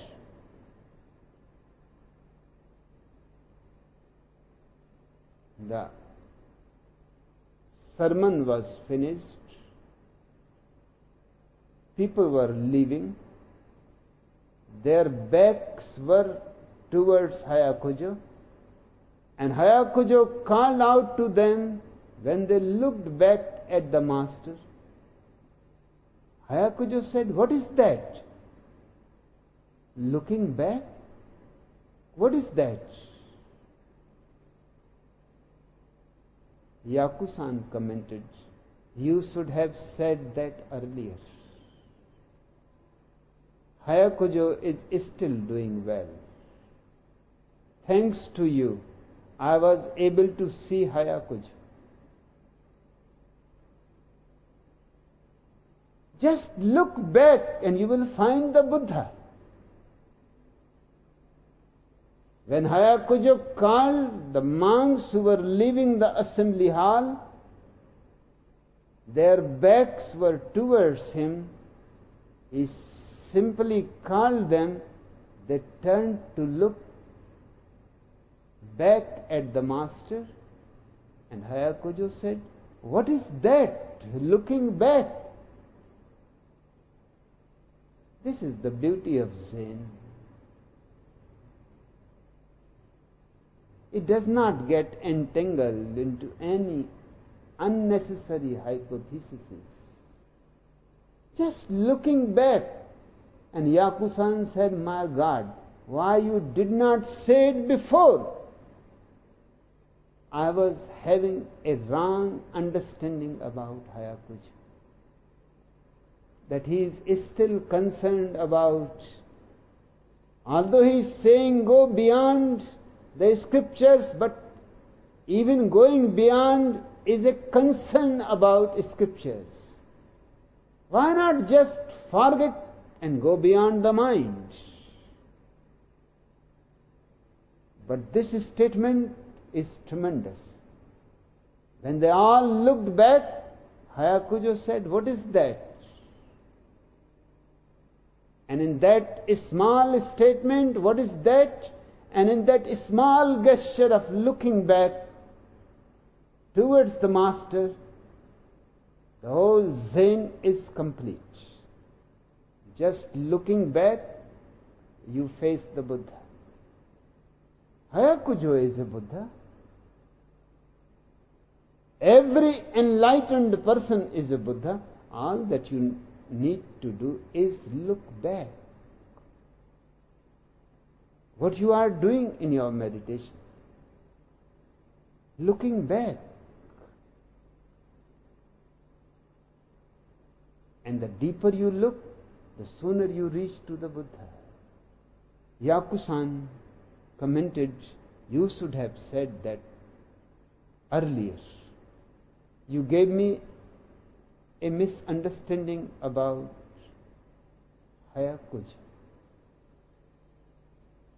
Hayakujo is still doing well. Thanks to you, I was able to see Hayakujo, although the difference of 700 miles is there, but now there is no difference. Hayakujo is a master of the same caliber and status as I am. Seeing myself, I see Hayakujo. There is no difference. It is a beautiful anecdote.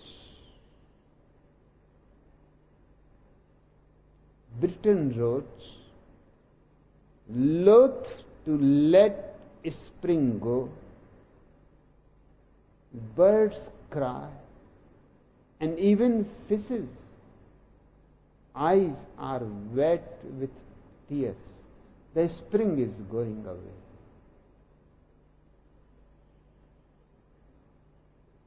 The birds are crying.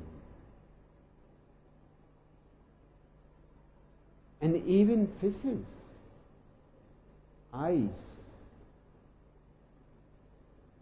are wet with tears. What Britain is saying, just as spring is so much loved by the trees and the birds and the fish, you don't know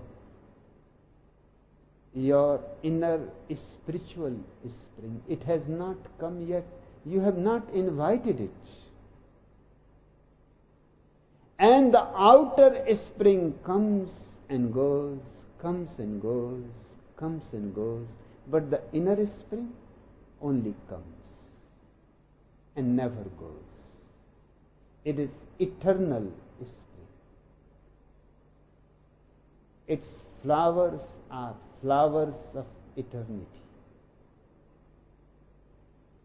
Once you are enlightened forever. There is no way of going back. How much splendorous and how much miraculous will be the inner spring. Even the outer is so great. Inner is not only quantitatively great, it is qualitatively great too.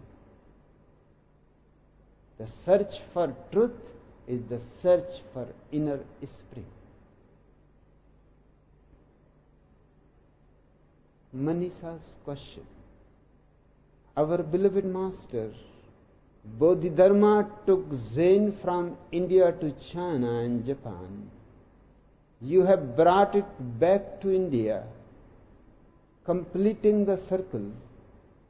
Is there some significance in this? Also, although India has been the starting point and perhaps the completion of the journey of Zen, in neither instance it seems has India itself been receptive to Zen. Would you like to comment? Manisha. Zen is the ultimate flowering of consciousness. It started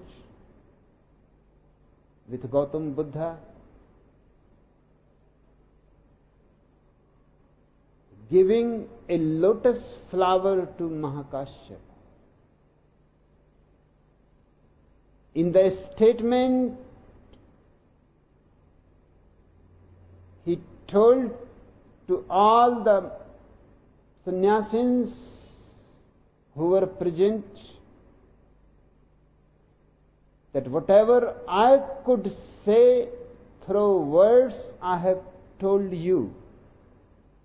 Whatever I could not manage to bring to language, I am transferring it to Mahakashyapa. With these words, visibly only the lotus flower was given to Mahakashyapa, but invisibly Buddha transferred his unexpressed experience to Mahakashyapa. Mahakashyapa is the first Zen master.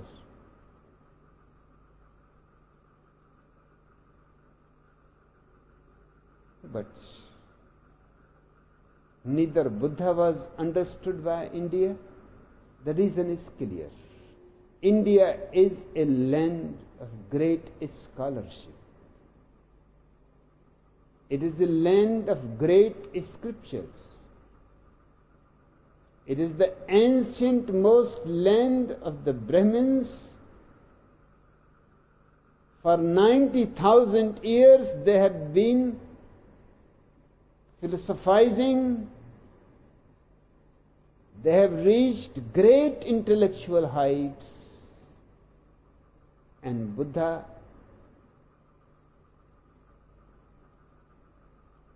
jumps out of the Hindu fold. Not only jumps out of the Hindu fold, he jumps out of the mind. And the whole Hinduism is mind-oriented. It is very intellectual, but it has no understanding of no mind. Through intellectual argument, it has come to conclusions that there is a soul, but it is not its experience. It is a philosophical hypothesis. Buddha for the first time makes religion experimental. For the first time transforms religion into a science of the inner. Just as objective science depends on experiments, not on intellect, the inner science depends on experience, not on intellect. So he went too beyond Hindu conception, which was so ancient and so old, and Brahmins were living on it. I have just quoted the Pope that the myth of Christ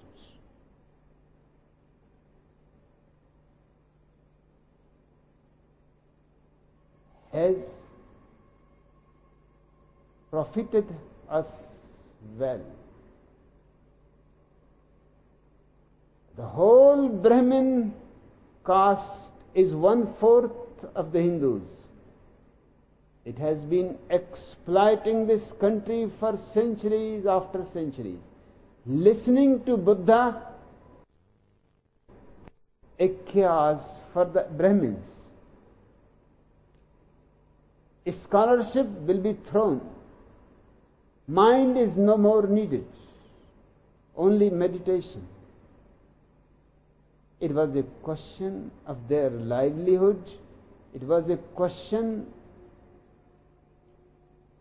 of millions of priests who have been exploiting and who have been sitting at the highest top of Hindu fold as the most superior class, the Superman. Now Buddha is asking them to drop a great investment. They could not manage. Rather, they dropped Buddha. Buddha disappeared from India. And if they could not understand Buddha, who has been talking for 42 years, arguing, making as possible for others to understand even that which is beyond the mind, he was trying to bring it into language, into logic. If they could not understand Buddha, how they will understand Mahakashyapa? Because Mahakashyapa never said a single word. He has simply laughed. That laughter was coming from beyond. Only Buddha could see it. He has amongst his 10,000 sannyasins so many intelligent giants. Mahakashyapa was very innocent, just like a child. Only he could understand because there was no thought, no mind, no prejudice, no philosophy.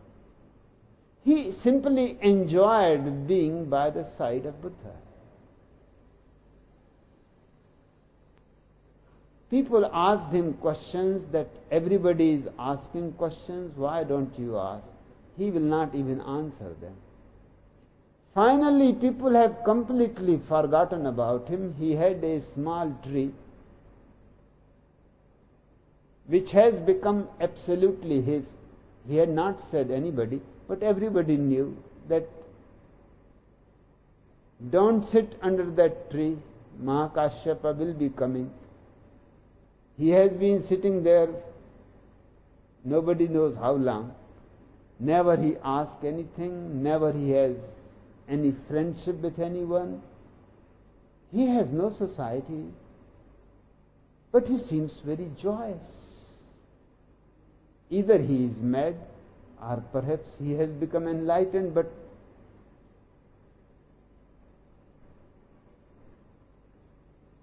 Buddha has not confirmed his enlightenment. That day when he laughed, Buddha confirmed absolutely his enlightenment. Not only enlightenment, but he confirmed that this is the only mystic present in 10,000 people who can understand a gesture. The lotus flower is a gesture. Hidden in the lotus flower, Buddha gave him everything that a master wants to share to his closest disciples. Zen was born in such mysterious circumstances, and nobody knows. There is no scripture that mentions any other instance about Mahakashyapa. Of course, Mahakashyapa could not be understood by a nation which is dominated by intellect and mind and priesthood for century after century. But China was a better ground because of Lao Tzu and Chuang Tzu and Li Tzu. They have prepared the ground. They were people exactly like Mahakashyapa. So when Bodhidharma reached to China, the ground was ready. There were many people who could understand Bodhidharma's silence. And then Rinzai took it to Japan. Japan was even more innocent. Its ancient religion is Shinto. It is a very innocent religion with no dogma, doctrine, just a pure love for existence.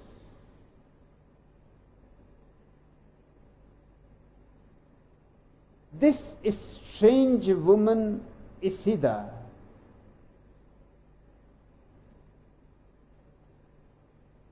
who is coming soon here within 2 or 3 days,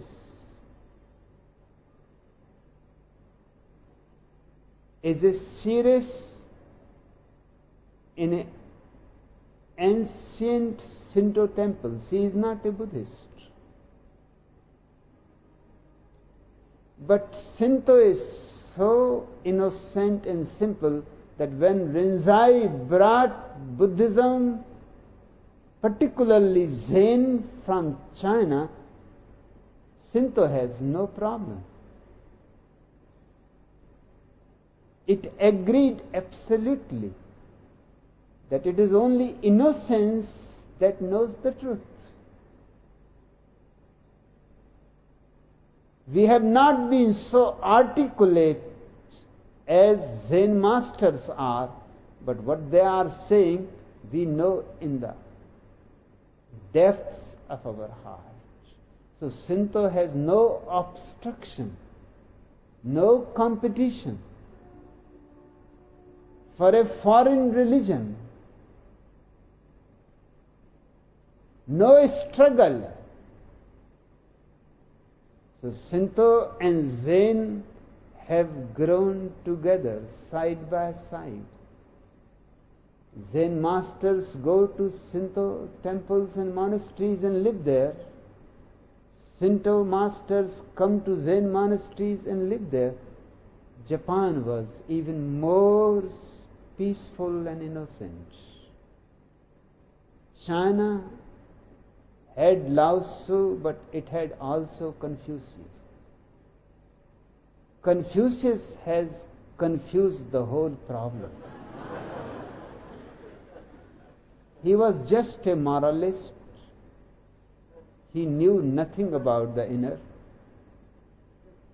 But he was a predominant figure. Kings and princes, emperors asked his advice. He was a great intellectual. Because of his dominance, China was not so innocent. A small stream of Tao immediately welcomed Bodhidharma,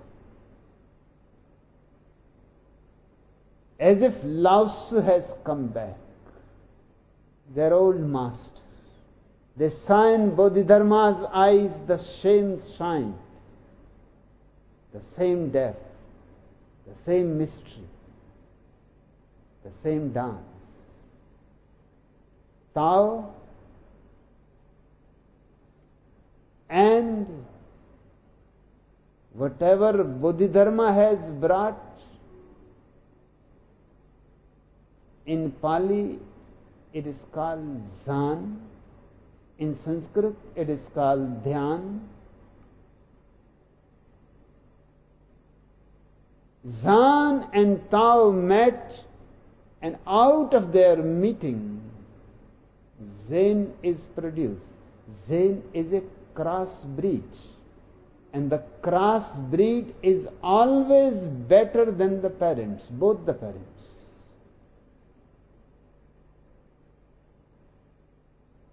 And when Rinzai took in China, Zan became Chan, and in Japanese it became Zen. It has come very close again back to Buddha's word Zen.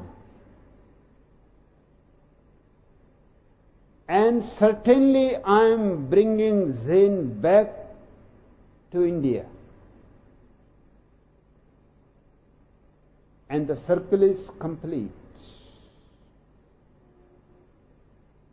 If it started with Mahakashyapa,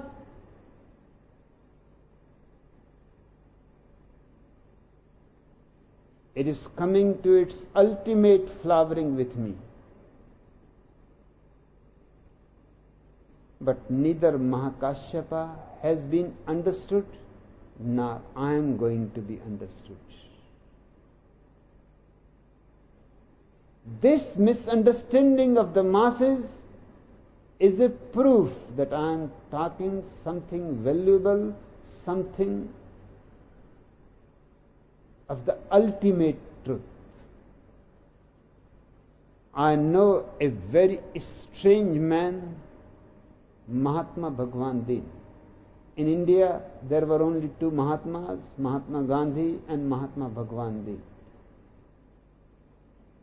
I am absolutely against Mahatma Gandhi on every point. Sometime I am going to take care of him. But with Mahatma Bhagwan Din, I had a deep friendship. He was old, I was too young, just a student in the university.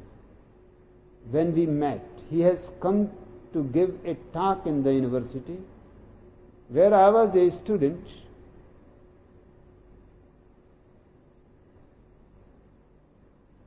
And he was talking and quoting from his scriptures, and he was a very great orator of his time.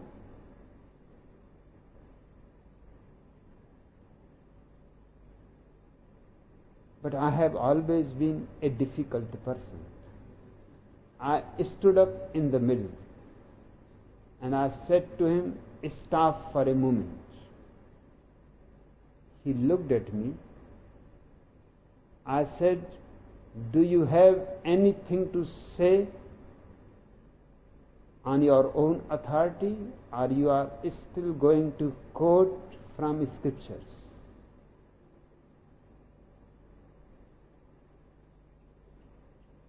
There was a great silence. The Vice Chancellor felt bad. He knew that I cannot resist the temptation.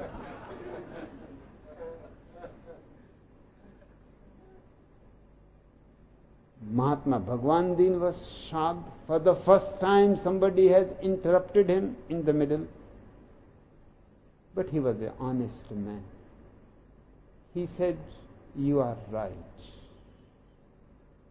I don't have anything on my own to say." That was the beginning of a great friendship of a young man with an old man. And we used to meet often. He used to stay with me in the house. I used to stay with him in his house. It was not far away. It was only 6 hours by car. Any moment I wanted to go, I will simply drive from Jabalpur to Nagpur. He lived in Nagpur.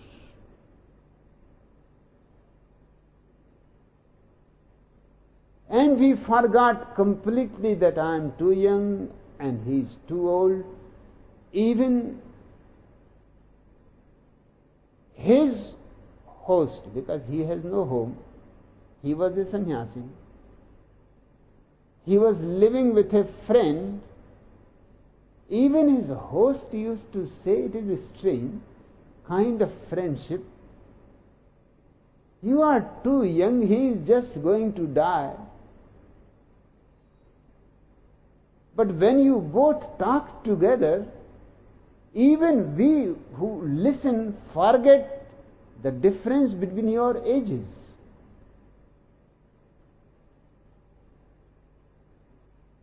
And by chance, the day he died, I was present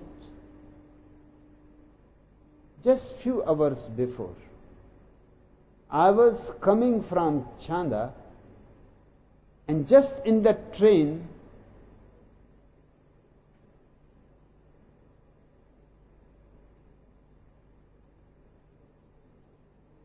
one man, Kamal Nain Bajaj, he was the son of Jamnalal Bajaj, and Jamnalal Bajaj was the host of Mahatma Gandhi.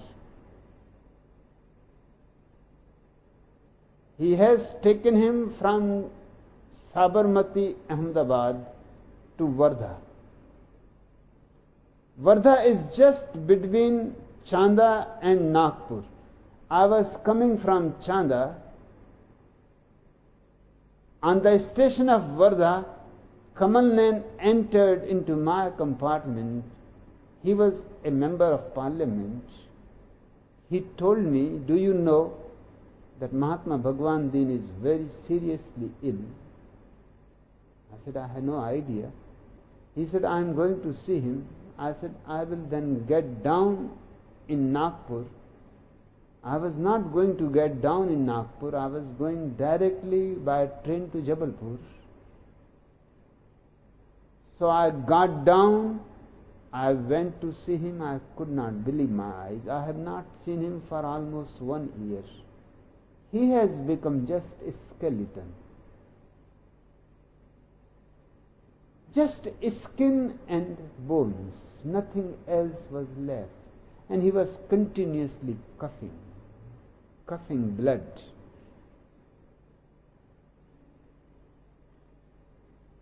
He looked at me and he smiled. He said, "This was my last wish, that if existence has any compassion to me, somehow I would like to see you." That was my continuous, heartfelt desire since the last day. And it is a miracle you have come. I wanted to say something to you because I know I am not going to stay longer, maybe few hours. And after 3 hours he died. He said to me that you had asked a question while you were a student many years before in the university. And I had to confess before thousands of students and hundreds of professors that I don't have anything on my own to say. I want you to know I still don't have anything on my own to say. I remained a scholar. I am dying in deep misery. I did not listen you. I argued and quoted scriptures and never took the point, although I felt you were right. But my age, my prestige prevented me to ask you how to know it, how to get to it. It was a simple question and you were always available, but because I never asked, you never said anything. We discussed and discussed, but that was all intellectual. I said I was waiting. Without your being thirsty for it, it is not possible for anyone. You can take the horse to the river, but you cannot force the horse to drink the water. I have tried in every way to take you to the river. That's the end of the master's work. Now The river is ahead of you. If you are thirsty, drink. If you don't feel like thirsty, I am helpless. He had tears in his eyes. Tears of a long life wasted in words. And because of his scholarship, he has been called Mahatma, great soul. And he had no idea of any soul as an experience. This country is too full of knowledge, too much burdened with scholarship, too much dominated by the priests. One thing he said, the last thing before I left him, he said to me that if the crowd agrees with you, no, you are wrong. Just remember it as an advice from an old friend. If the crowd disagrees with you, there is a chance of your being right. The crowd has never been right. Hence, you don't see the Indian crowd here. You see individuals from all over the world, few individuals from India too. But this is not a crowd. This is a meeting place of seekers. You have come on your own in search.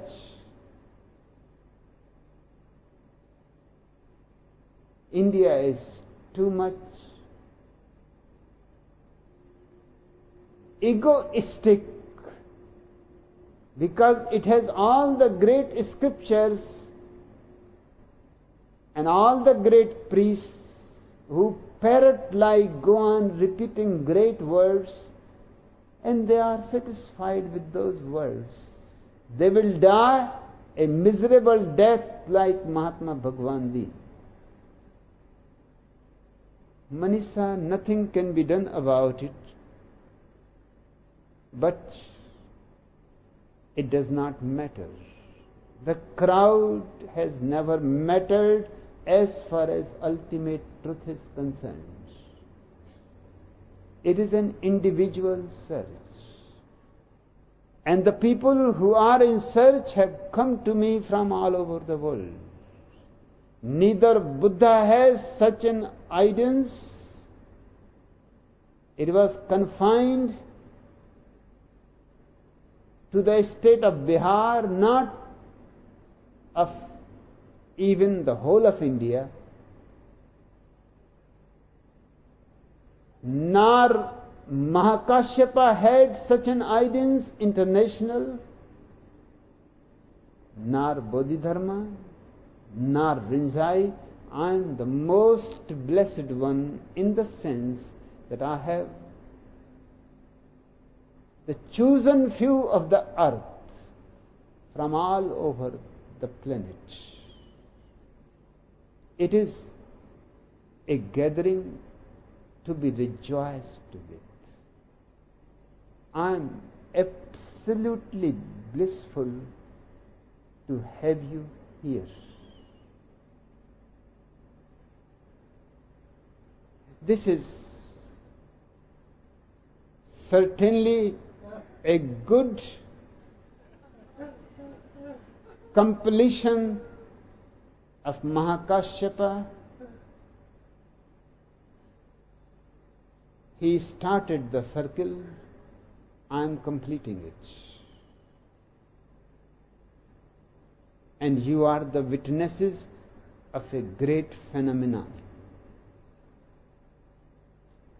Now it is the time for Sardar Gurdyal Singh. He has started laughing, not even before the joke, but in the middle of the sutra.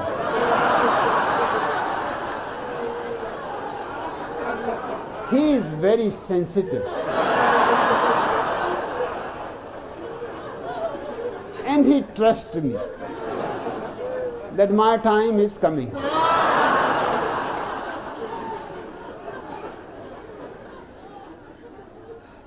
Finally, Ronald Reagan is retired into private life. After leaving the White House, he and Nancy returned to living normal lives on their ranch in California and are just as happy as little rats. One day, Ronald decides he wants to take Nancy shopping. So he gets her into the car and they drive to the local shopping mall. Then Reagan takes Nancy into the Hughes Dingbats department store. As they walk in, Ronald looks up and sees a sign by the door that reads, "Please leave your bag outside." "Gee, Nancy," says Ronald, turning to his wife, "sorry, but you will have to wait here."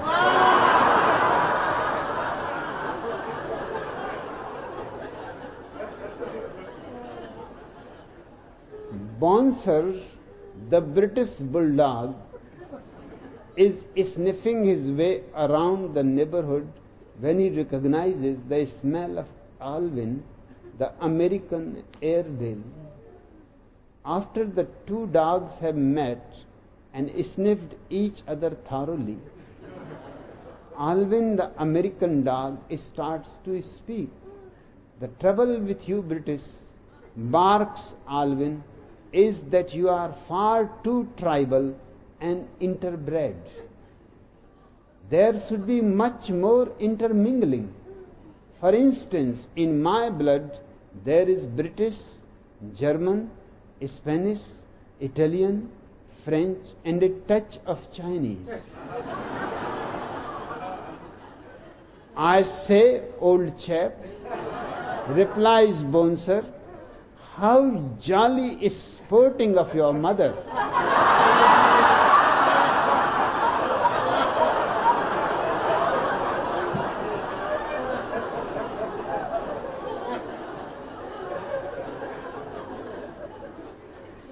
Little Bungie Burfi finds himself being sent by his Catholic Indian parents to the Holy Jesus Jesuit Seminary in Pune. Life is tough in the seminary for Bungie, and he has a lot of trouble adapting to life related to Christianity. Everywhere there are crosses on the walls with Jesus hanging off them. There are pictures of Jesus everywhere, on the walls, in the windows, and in all the books. Jesus is omnipresent. In all sorts of postures and poses, the monks who run the seminary talk all the time of Jesus. One day, little Bungie has a problem. "Can you help me fix my bicycle, Father Fecal?" he asked one of the old priests. "My son, Jesus loves you," replies the priest, pointing at a picture of Jesus riding a donkey. "Just trust in Jesus. Jesus will find a way." The next day, little Bungie is sitting in the schoolroom during nature class, thinking about his broken bicycle. Suddenly, Father Felony asks little Bungie a question. "Now tell me, Bungie," says Father Felony, "what is brown, has a long bushy tail, jumps through the branches of trees and eats nuts?" "Well," replies Bungie, "in the real world it is obviously a squirrel. But in this place, things are so fucked up it is bound to be Jesus. Nivedana.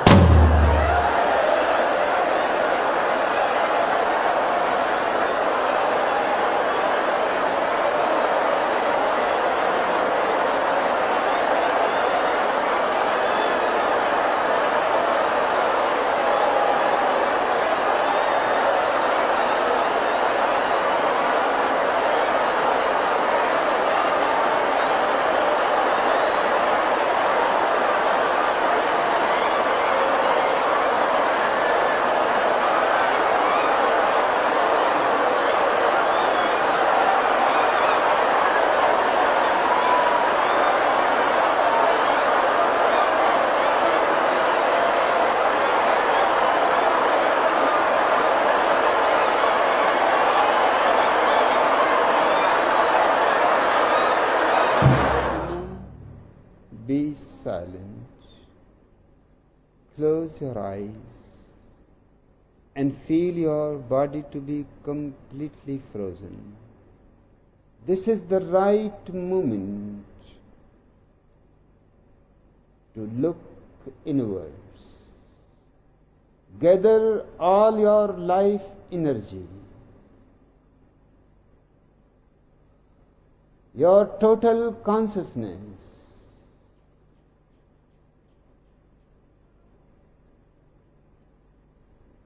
and rush towards the center of your being with an urgency as if it is going to be your last moment on the earth. Faster and faster. Closer you come to yourself, deeper becomes the silence. Nearer you reach to your center, a great peace arises within you. And the moment your arrow of consciousness penetrates into the center, for the first time you encounter your original face. The other name of your original face is the Buddha, the awakened one. The only quality of the Buddha is witnessing. Witness, you are not the body. Witness, you are not the mind. Witness that you are not other 7 astral bodies, layer upon layer behind the physical body. Witness, finally, that you are only a witness. At this moment, you are the most blessed people on the earth.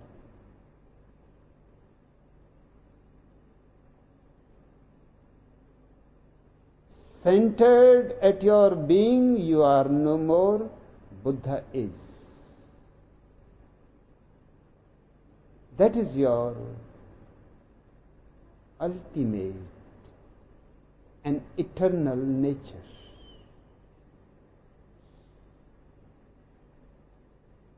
To make the witnessing more deeper, Nivedana, relax, let go, but remain a witness, just a witness. Time disappears, mind disappears.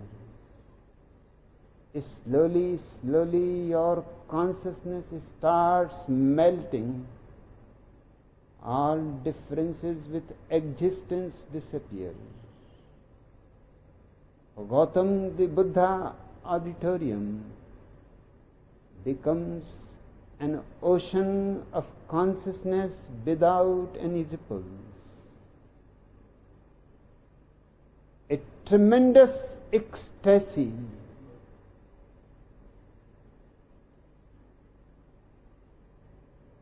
A great drunkenness.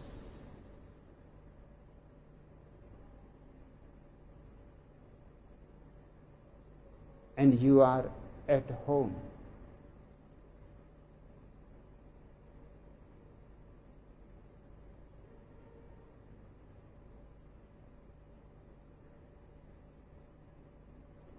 This is the very essence of Zen.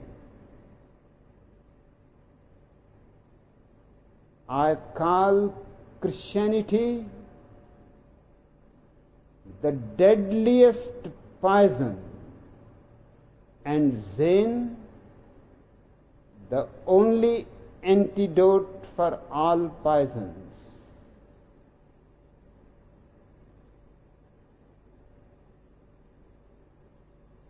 This is the only possibility of liberating you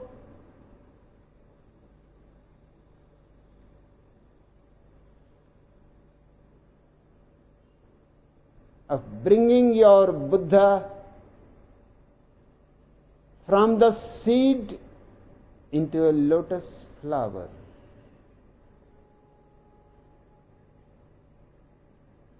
Collect as much experience, as much ecstasy, and the juices of your life, because from the center you are connected with the cosmos. You have to bring all that with you. So your day-to-day life becomes more blissful, more serene, more silent.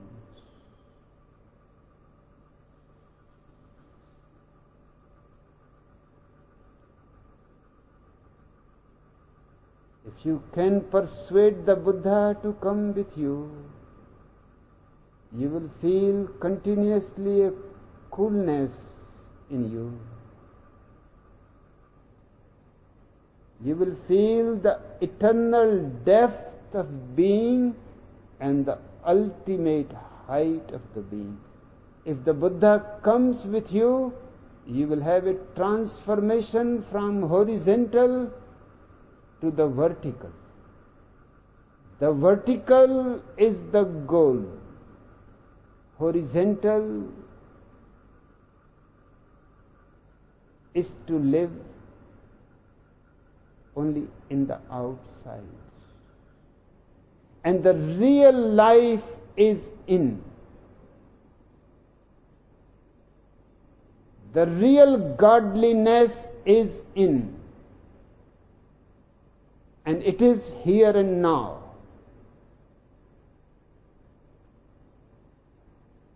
Persuade the Buddha to come along with you as a shadow.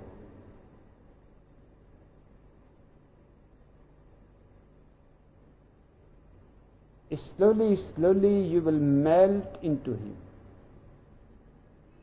He will become the reality and you will become the shadow.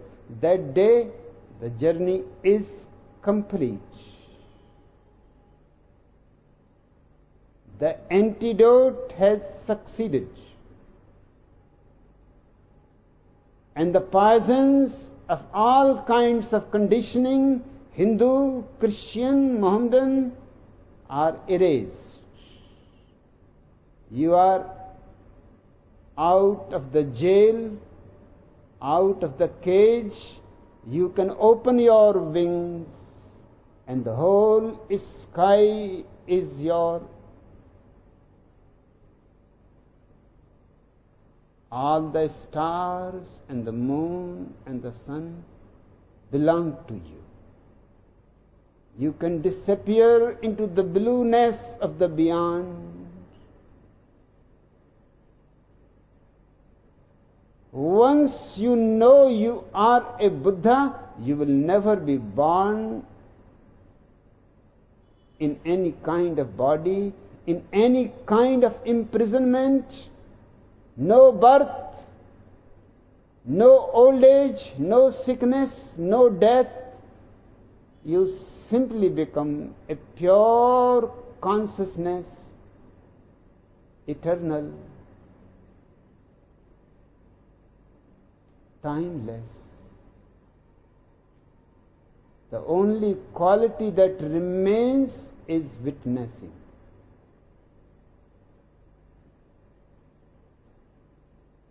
To be a witness of everything is the key, the master key to open all the mysteries of existence. Nivedana, come back, but come as Buddhas, with the same grace, the same silence, the same joy, the same beauty, and sit for a few moments just to remember where you have been, the golden path that you have traveled to the center, and all that happened at the center. Don't forget it. It is not a dream. It is the only reality, the only truth. And truth liberates. Love liberates. Blissfulness liberates. And when you have all these in abundance, they automatically start flowing around you, and you share them not as a duty, but out of your abundance. When something is done out of your abundance, it makes you richer. The more you give, the more you have.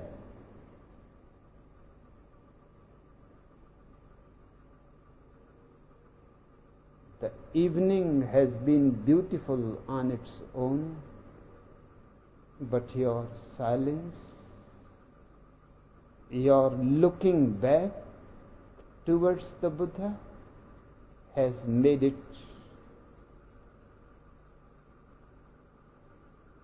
a great splendor, a silent song, a celebration. Only your heart knows. The mind is absolutely unaware of it. I can hear your heartbeat at this moment is in deep synchronicity with the whole existence.